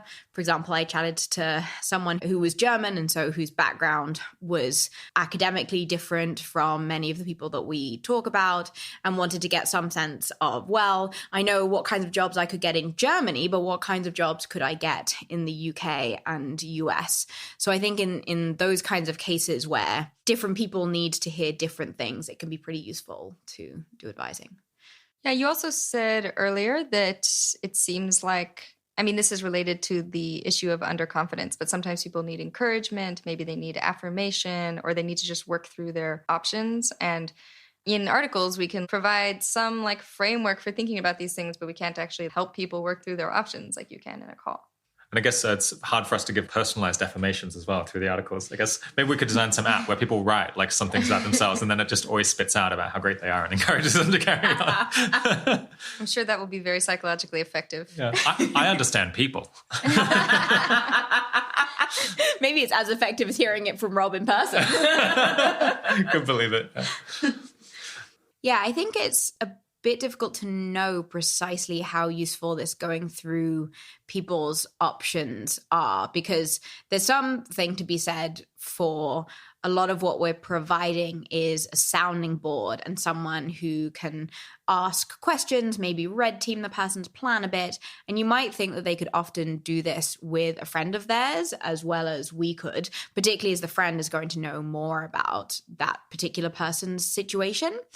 I think the thing that we can provide above and beyond that is a goodish sense of the overall space, and then having quite a bit of practice in thinking through how to quickly try to figure out what the really crucial decision points are for people and what kinds of things they might want to test from that.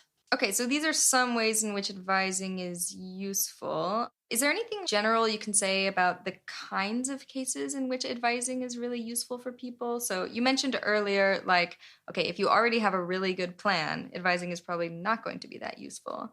But just wanted to give you a chance to say, like, how can I know if my situation is one that could really benefit from 80,000 hours as advising? I think a thing that surprises people is that often we're particularly useful for people who are not that involved with the effective altruism community. So maybe they've read quite a bit of our website, but they aren't yet connected into the community that much. For someone like that, we're going to know of quite a few different organizations they might want to check out, different roles they might be suited for, that kind of thing. And also potentially we're going to find useful people for them to chat to in a way that if people are already pretty connected into the community, we're less likely to be able to provide that kind of value.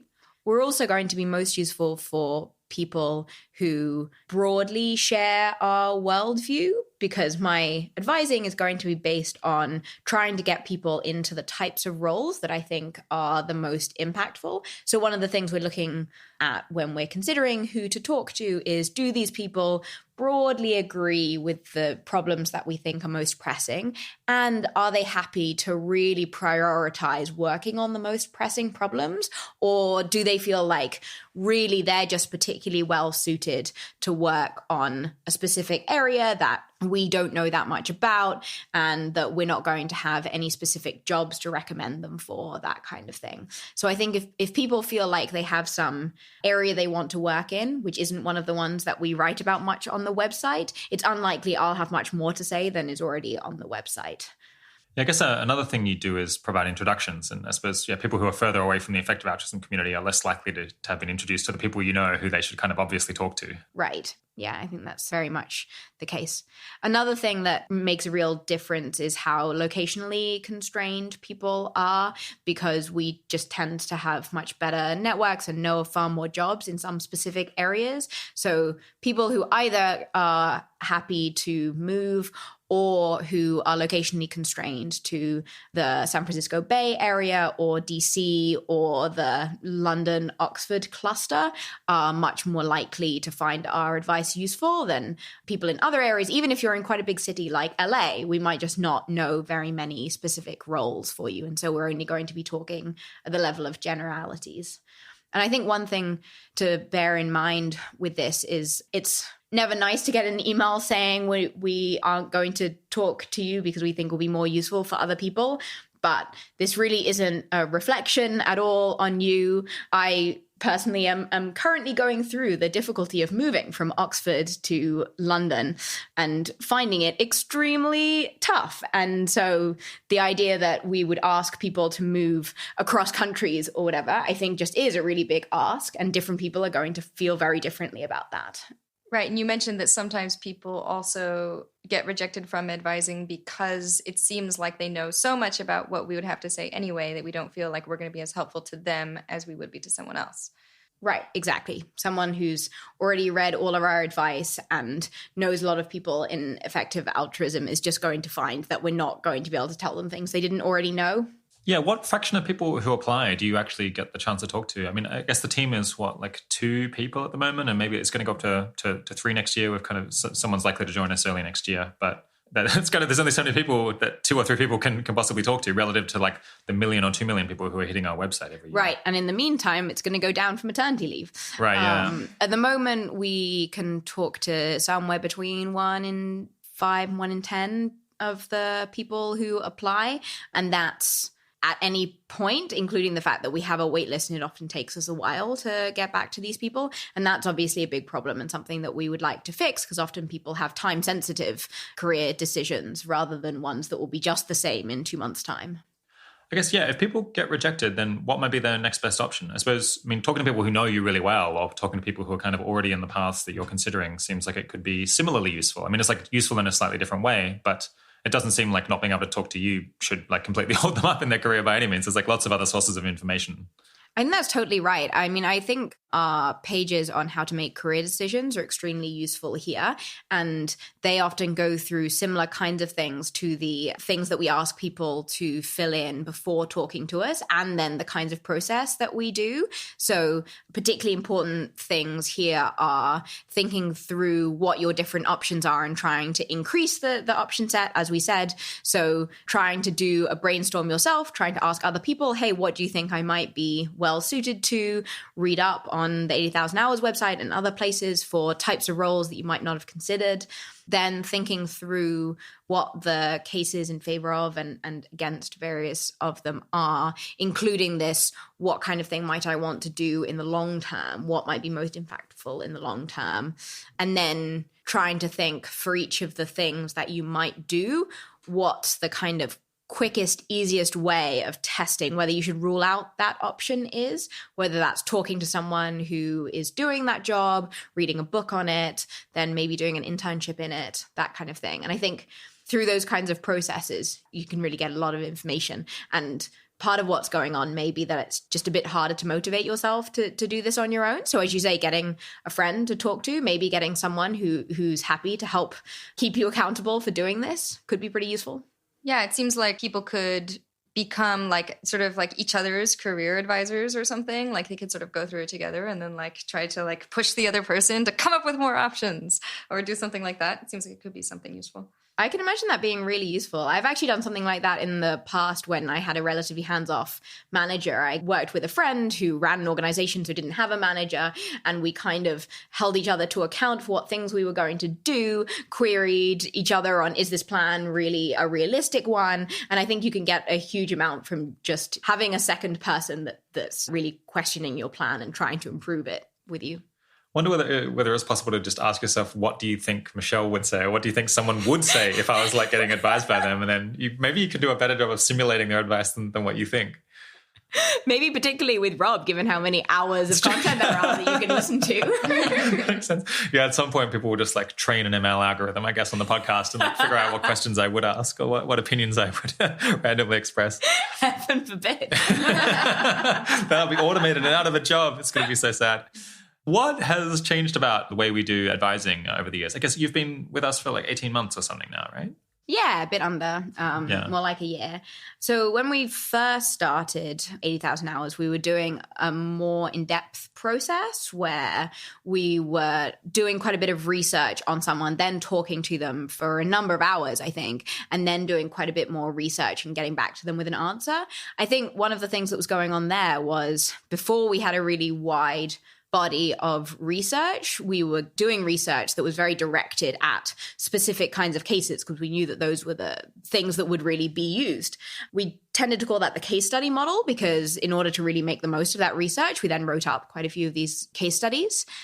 Since we moved from that model to the more talk to someone for an hour and do more of a replicable kind of thing, I think it hasn't changed a lot, although I think it is somewhat dependent on the personality of the careers advisor as to what kind of thing they can do most usefully for people.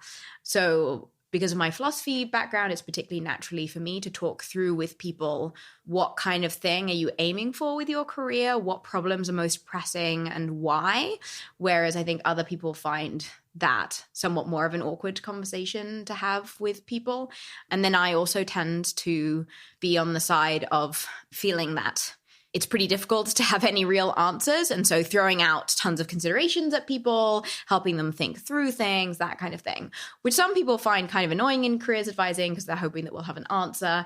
Other people appreciate because they're helping them form their thoughts. Whereas I think maybe other careers advisors have more opinions on what they think actually the person should be doing. Yeah, it seems like the sense of there being no clear answers might have something to do with your philosophy background too. So talking through sort of what people's values are and then what that implies for what kinds of problems they should work on seems like a pretty unusual thing to include in a career advising session. Why do you feel like that's a useful thing to do? Do you feel like people seem to get a lot out of it?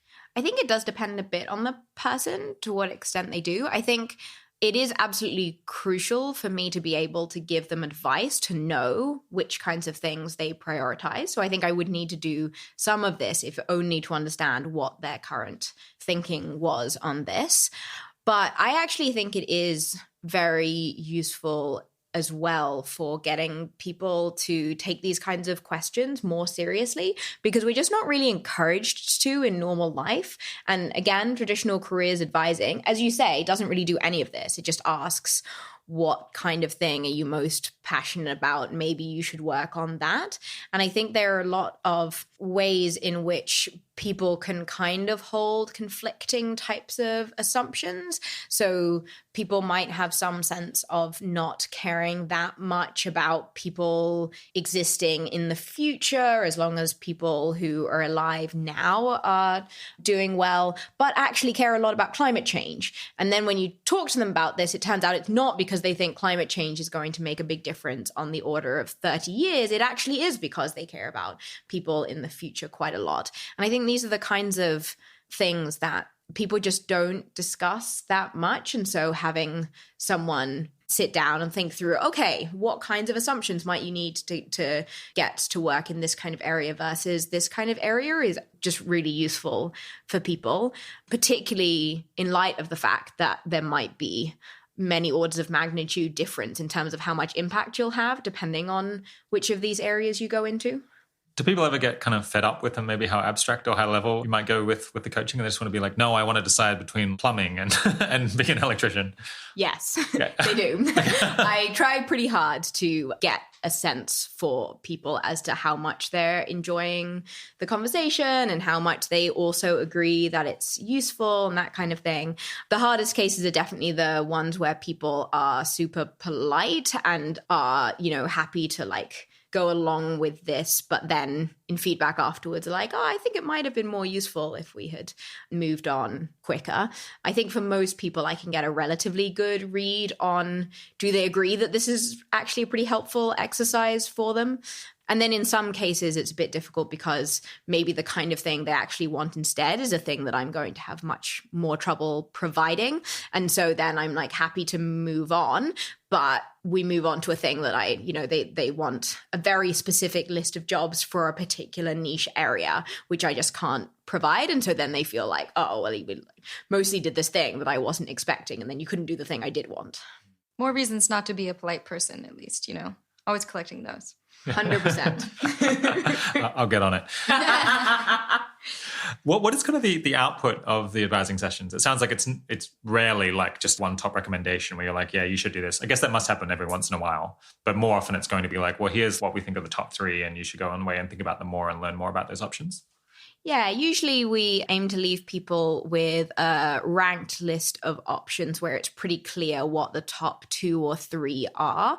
And then for each of those, a very clear sense of what are the next steps in those. How do you test whether the first one's a good fit, that kind of thing. And depending on the stage, that might be, seems pretty clear this one's the top and you're just going to test it by applying to these 10 jobs, versus if you're much earlier on, it might be something much more like, oh, you had never thought of working in this particular area. How about you read this problem profile on why this area is useful, and then you read this other post on what kinds of jobs there are in this area, and then you talk to someone about it.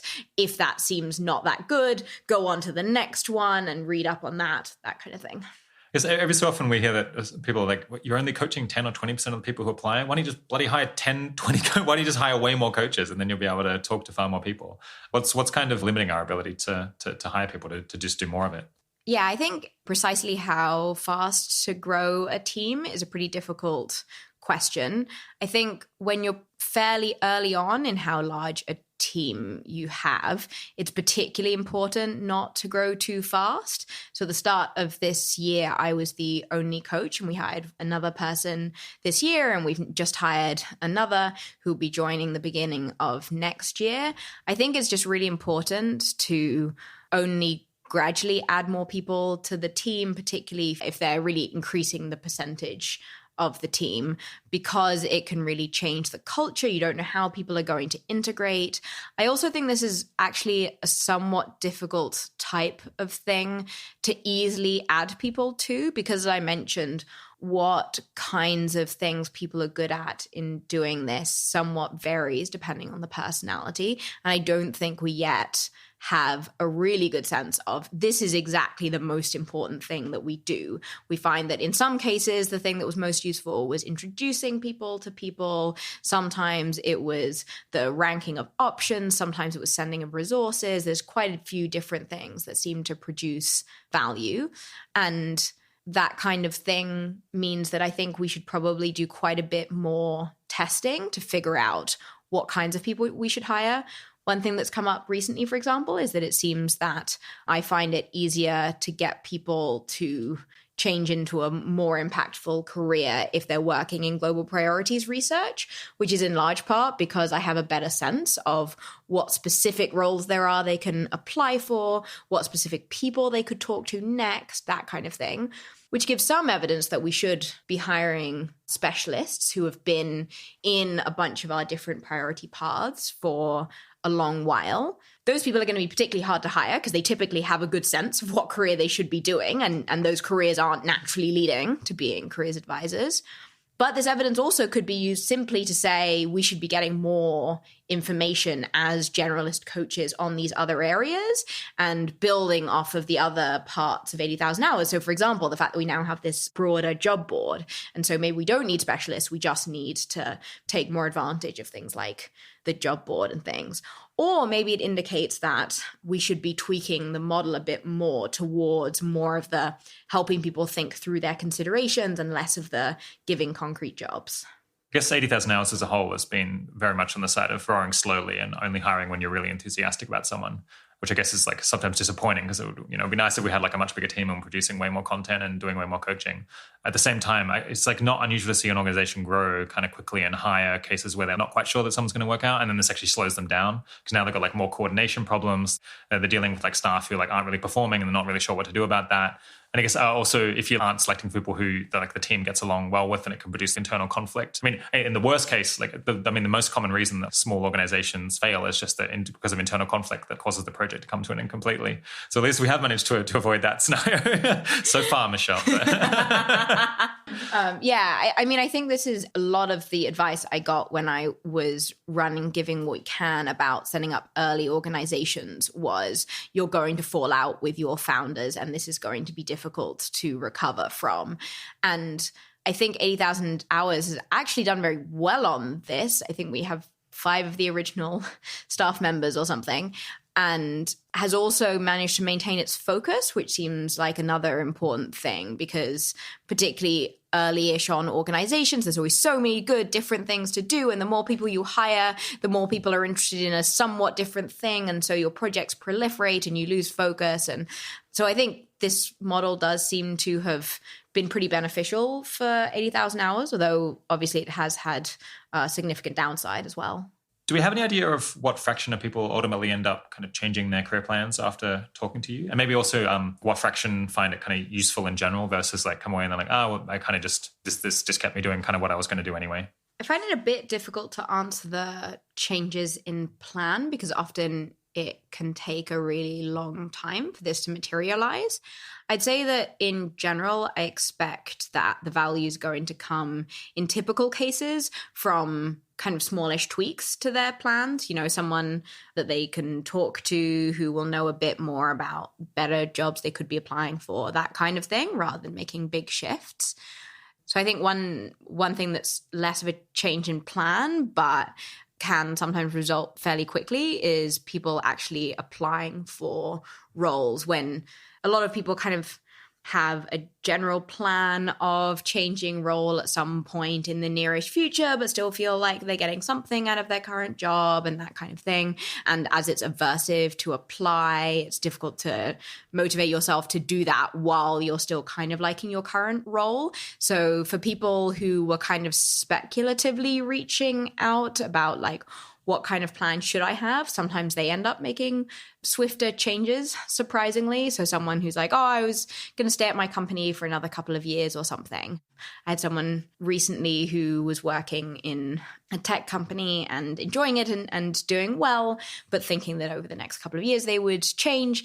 And I suggested that they apply to DeepMind because that seemed like an obvious win if they could move immediately, and takes quite a while.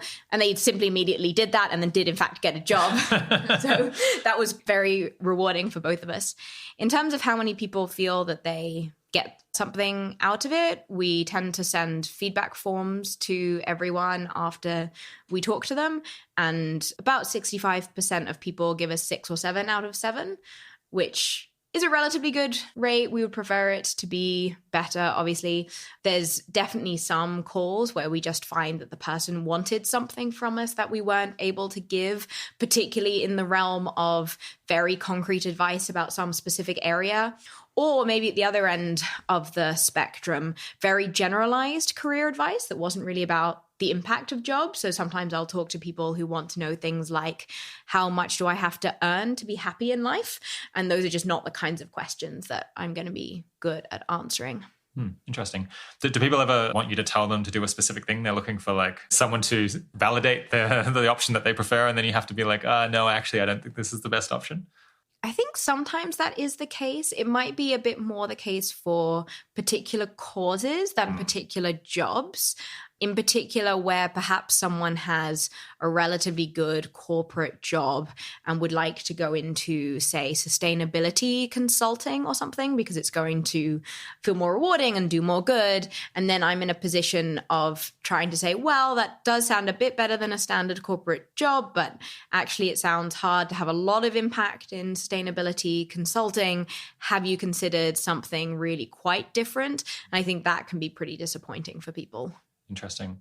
Do you know how they react in the longer term? I guess maybe there aren't enough cases and you don't always get back in touch with them later. Yeah. And also I've only been here a year and it could take a while. I mean, I did have one person send me an email recently who actually fairly quickly after my session with them, who was considering sustainability consulting and ended up getting a different job, which was the one that I thought would be much higher impact, who said that the advising was the medicine that he didn't want but needed. Nice. Yeah, I guess those are the kinds of cases where it feels like the advising has the biggest impact, right? Because they're like really shifting what people are going to do. Whereas it seems like in other cases, which like might be like easier advising calls to take, it's sometimes less of a like counterfactual impact. Yeah, but it is a much more difficult balance to strike because you really can just end up putting people off the general way that we approach having an impact or something. If people come in thinking that we're going to be, for example, more optimizing for the cause area that they care about or something, and then they find me pushing quite strongly towards, hey, maybe this thing's like 100 times more impactful and it really matters that we help people as much as we can, they end up kind of disillusioned with 80,000 hours more broadly. So I find it very difficult to figure out exactly what line to tread between being pretty frank about which things I think are really important and being kind and supportive and helping people in the way that's actually going to be useful to them rather than the way that I might have wanted or something. So I don't know if there's a good answer to this question, but have you come across any people who are like, they were thinking about applying for advising, but they didn't, or they'd heard of advising, but they hadn't applied, where you thought like they really should have applied for advising? And like what kinds of like bad reasons did they have in mind for not applying for advising?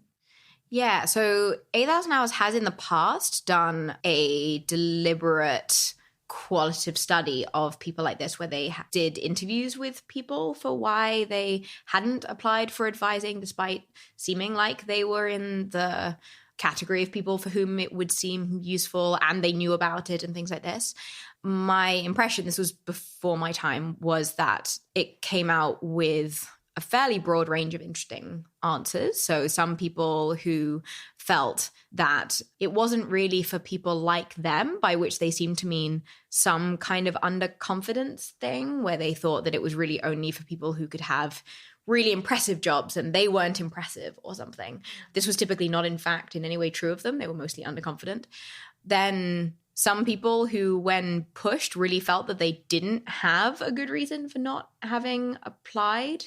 And that really resonates with me, because I felt that I just didn't really think about applying that hard and decide against or something. Although I was in a slightly surprising situation by comparison, in that I was, through most of my job, talking to Ben Todd or Rob every week. Yeah, I think we spoke to an advisee about this career path a couple of weeks ago. And I think they were in this class of people who were interviewed as part of that process, and were like, I immediately realized when I was part of that evaluation that I had no particular reason why I hadn't already applied, and then just went and did it and did straight away get coaching. I suppose, I mean, the default is just that is just not to apply. So you might have heard of the 80K advising, but if you don't make a super active decision, then you're just not going to have applied. So that's how things work out unless you make an active decision. I think it's really easy also to have this sense of like, well, it seems like a great thing for other people. And even if you think like you want help with your career, or you just like think that for some strange reason, like advice that is useful for most people won't apply to you. Because I feel like I used to be like that, and I've had to like very purposefully start asking for advice and making that a part of the way that I live. But it like very much didn't come naturally for me. Yeah, I think it's really interesting how different people are on these kinds of spectrums, because I think I'm usually much more on the side of asking people and then kind of trusting their judgments on these kinds of things. So although I didn't happen to apply for 80,000 hours advising, it feels like a large part of the decisions I made over my career were from finding people I thought shared my values and seemed really smart and asking them what I should do, which worked out pretty well for me. But I also think that I'm a bit too prone to just saying, oh, you want someone to run, giving what we can, and you think that maybe I'd be good. Okay, I'm going to do that, rather than thinking through tons for myself what I should do. And I think, again, we get advisees who fall into both of these categories, some of whom have a fairly fixed idea of what they're doing and are not that keen on you kind of poking at it. And then also people who are like, what should I do? You'll know what I should do. And I really don't. So we've talked about a bunch of considerations and strategies for making career decisions. Do you have any stories of people who seem to have really exemplified these strategies, where we could like look at their career and get some examples of how to do it right? Yeah, I've been lucky enough to come across a large number of people who are doing a really amazing job at this kind of thing. One of them's an old friend of mine who used to volunteer at Giving What We Can, Jacob Hilton, who after university went into quant trading in order to earn as much as he could to donate, and did that for a couple of years very successfully, and then felt that learning more about things like AI safety, particularly talking to other people that he thought were really smart and shared his values, he started thinking that actually maybe he could have more impact to that cause actually working in it. So he started off by talking to his employer about whether he could learn some of the requisite skills within his job, and they were happy to move him on to a research desk where he could learn some machine learning. And then he started applying to places doing AI fellowships, like some of the big tech companies, and ended up going to OpenAI to do a fellowship there and training up, and then getting a job, and is now working there, which I think is just a great example of trying out a number of different things and being happy to change strategy and finding that you learn a lot through doing those kinds of things, in particular because he was initially somewhat skeptical of how important AI safety work is at this point, but was kind of willing to trust some of these experts enough to try it out and actually do a fellowship and learn about what he really thought about how important this was. Another person was someone that I talked to in advising, who I just thought was really impressive. She was doing her BA at the time I talked to her in human biology and ethics, Sophie, and she had been thinking of doing law or medicine, which very solid options for helping people in general, but was really using her degree to teach herself as much as she could about the different ways of having an impact in the world. For example, by taking a module where she was allowed to make her own reading list and pick out the things she thought it would be most important to learn about. And now she's a year out of her degree, testing out a number of different things. So one thing is working in a lab where she can do some public health type of research and see whether she might be suited to that. But she's also been looking into pretty different kinds of things, like doing some copywriting for effective altruism organizations in order to get more of a handle on the different considerations, this kind of thing. Then there's someone who's gone through advising for 80,000 hours, not actually under me, but I've been lucky enough to chat to him, who's doing a PhD in biotech. And the thing I've been really impressed with by Ollie is how much he's tried to think through all of the different possible kinds of options and talk to different people about this stuff tons. So thinking through what kinds of projects might be most valuable in biotech. If I was going to work in biosecurity, would it be best in academia? Would it be best in policy? And then also try to think through other kinds of considerations, like what order might you want to do these kinds of things in? Typically, academics think it's just like not that good if you've left academia for a couple of years and then come back. So if he's not sure about academia, might it be better to do a postdoc immediately and then try policy after that kind of thing. And then also he's tried really hard to find some of the most kind of impressive types of options here. What are the postdocs that are just really well thought of that would look great on your CV that you can put out a speculative application to? Nice. Cool. Yeah, that sounds amazing. You get to talk to some pretty cool people. Right? I guess one thing that we haven't really talked about so far is managing risk in people's careers, which I guess is something that must come up a reasonable amount, or like would often be a concern for people, especially when they're thinking about changing in a big way. I guess when we end up talking about specific cases where you're talking to people, that's one of the things where we seem to have like the different dispositions very much. Where I'm just like, sure, just move to a different country, just try to complete the different thing. Like, who cares? Things will work out in the end. Whereas I think you have more sympathy maybe for people's concerns that maybe things won't entirely work out in the end. Yes, I tend to be very much more in favor of going the somewhat safer route and maybe the more standard route, and tend to be a bit more worried about people taking a year out to self-study and those kinds of things. Yeah, I guess it's just purely us like imagining ourselves in their position, imagining what we personally would do.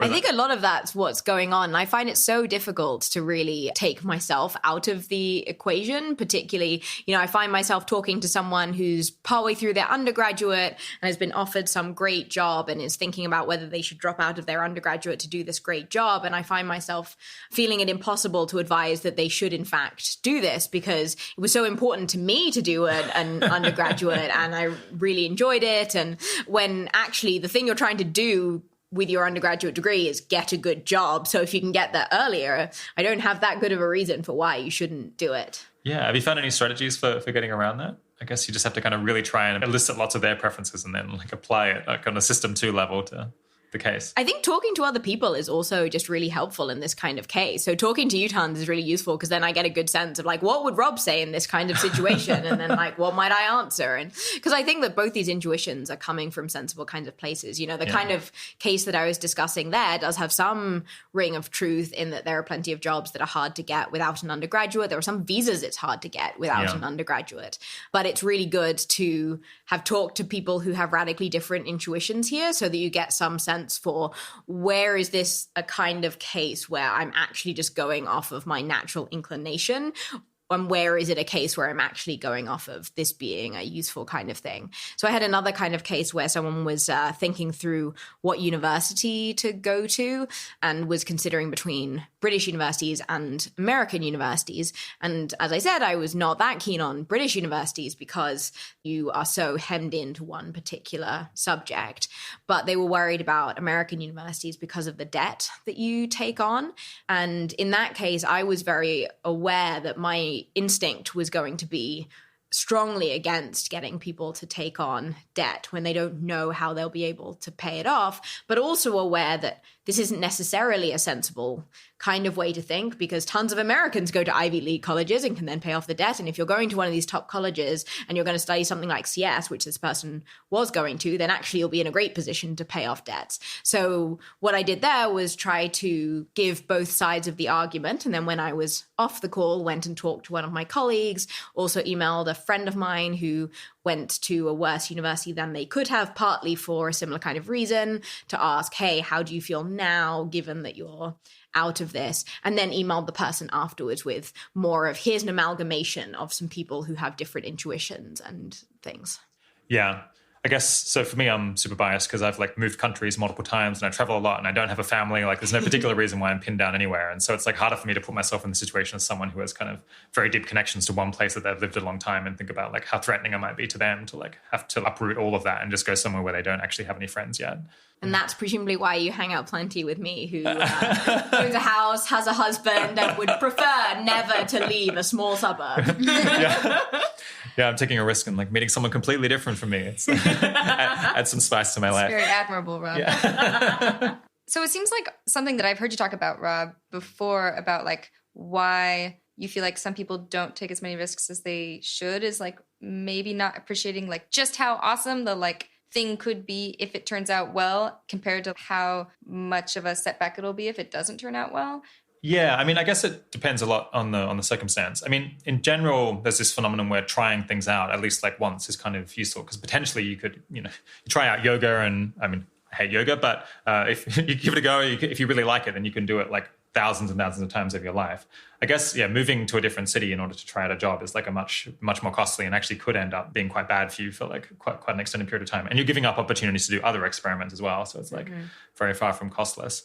I think the case where people end up being too risk averse is maybe not appreciating just how many fallback positions they have. And this is absolutely not true for everyone, but some people, they've got like parents who are pretty wealthy, like friends who will help them out. They've already got like really pretty strong credentials, so they'll be able to go and get some job at the end of the day. And I think, I'm not sure quite why, but yeah, people tend not to reflect on like how robust their situation is. And they tend to, I guess it seems like almost like people are just risk averse based on kind of their personal disposition and not based on actually how fragile their life situation is as a whole. Do you think that's right? I think that's right. I think it's also influenced a lot by other people around them. For example, parents. And parents just tend to care a lot more about their children being slightly richer than they do about their children helping the world hugely more. Yeah. And so they're going to end up wanting to encourage their children to do the slightly safer path that has a slightly higher expected income in the future than the thing that could really help the world a ton. I also think a separate effect is people finding it hard to really understand what these other kinds of options might look like, and therefore being worried about them. So having joked about being the kind of person that doesn't move, I did very strongly consider moving to San Francisco when 80,000 Hours was based there, but it's now based in the UK. And so was doing quite a lot of the kinds of things to go over there, and found that it was much less bad than I was expecting, because I was joining a team that I really got on well with, was doing work that I was deeply passionate about, and could relatively easily, in fact, set myself up in a new country. And I was very fortunate that my husband was willing to move. But I think that's the kind of thing that's a bit hard to really anticipate. And I've come across other people who have found, for example, that they moved to Oxford to work at organizations there, thinking that this was going to be a really major life change and a real struggle for them, and then found it to be much less so than they expected, particularly because some of the kinds of organizations that we talk about are the kinds that have a fairly good community attached to them. So you're not coming and not knowing anyone, that kind of thing.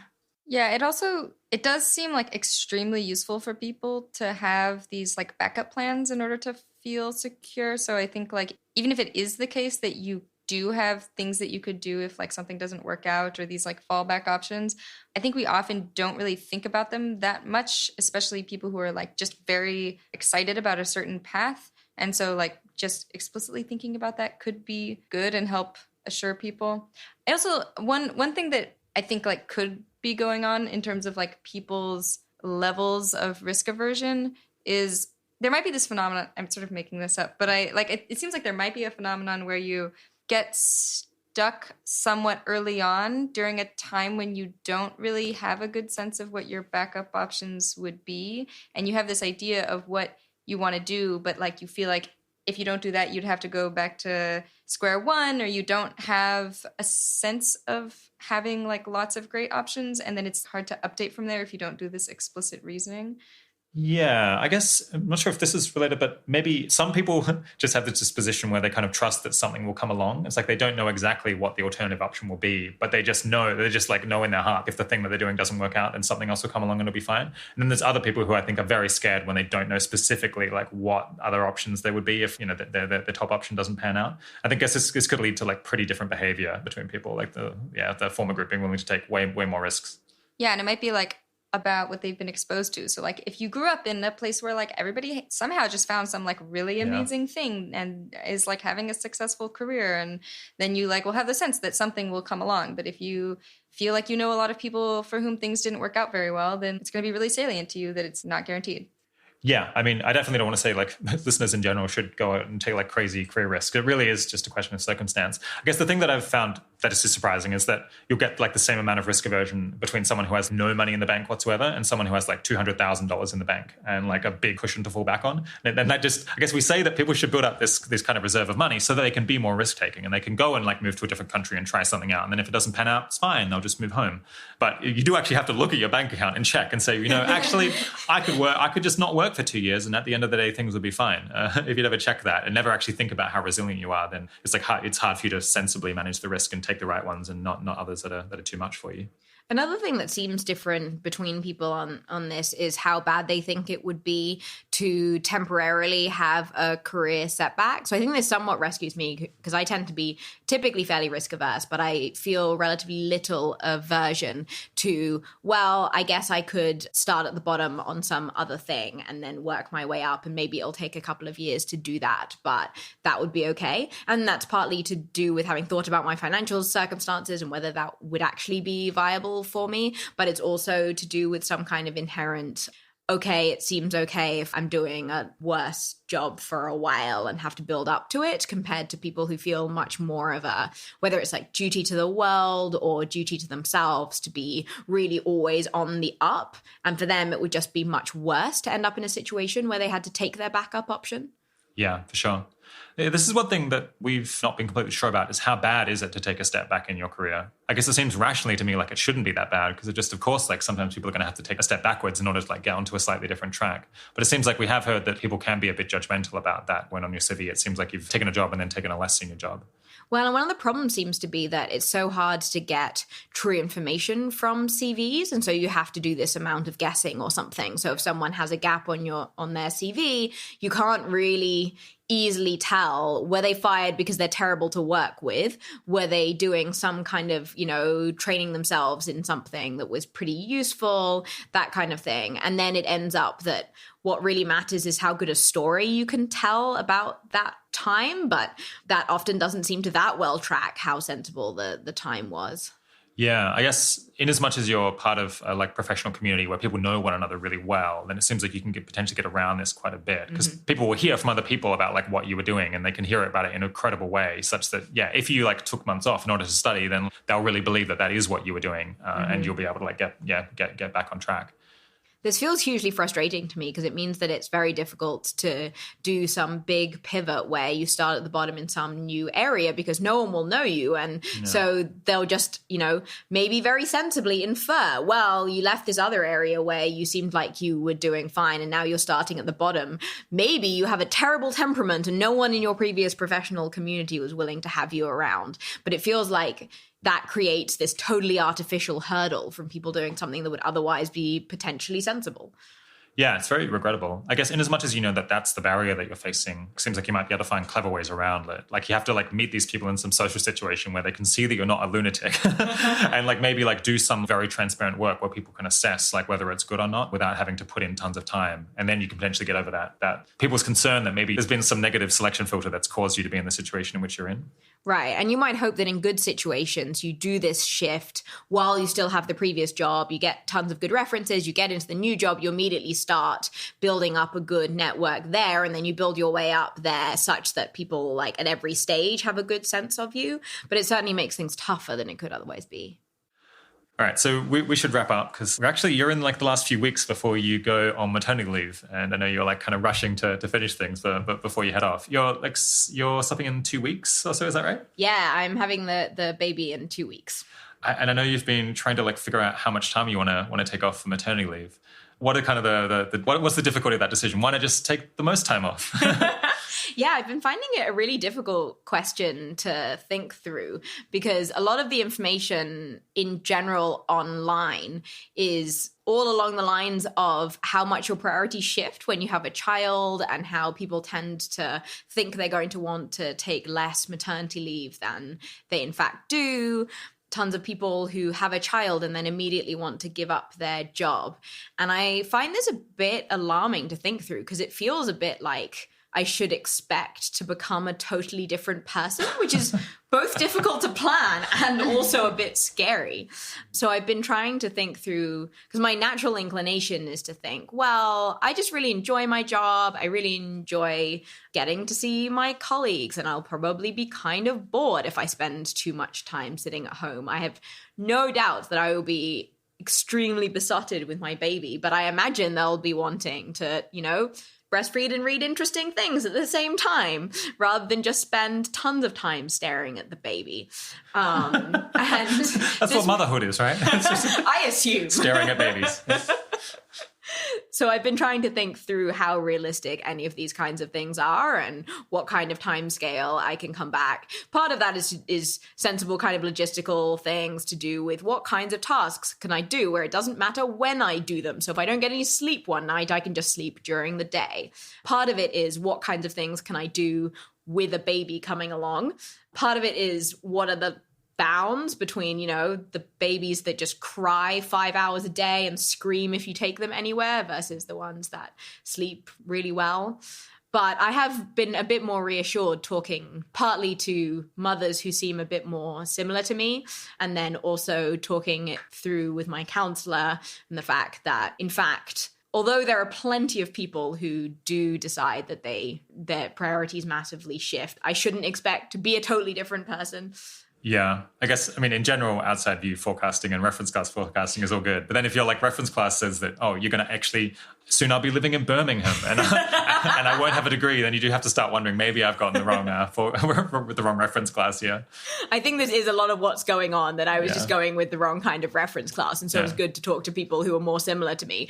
And ironically, who are more similar to me in the sense that they'd also done this false reference class forecasting thing where they'd expected that they wouldn't want to come back to work just because the internet had said it, and then they were like, no, I really like my job. Turns out having a baby didn't change that. Yeah. Well, you look extremely ready to give birth. Are you looking forward to the pregnancy being over?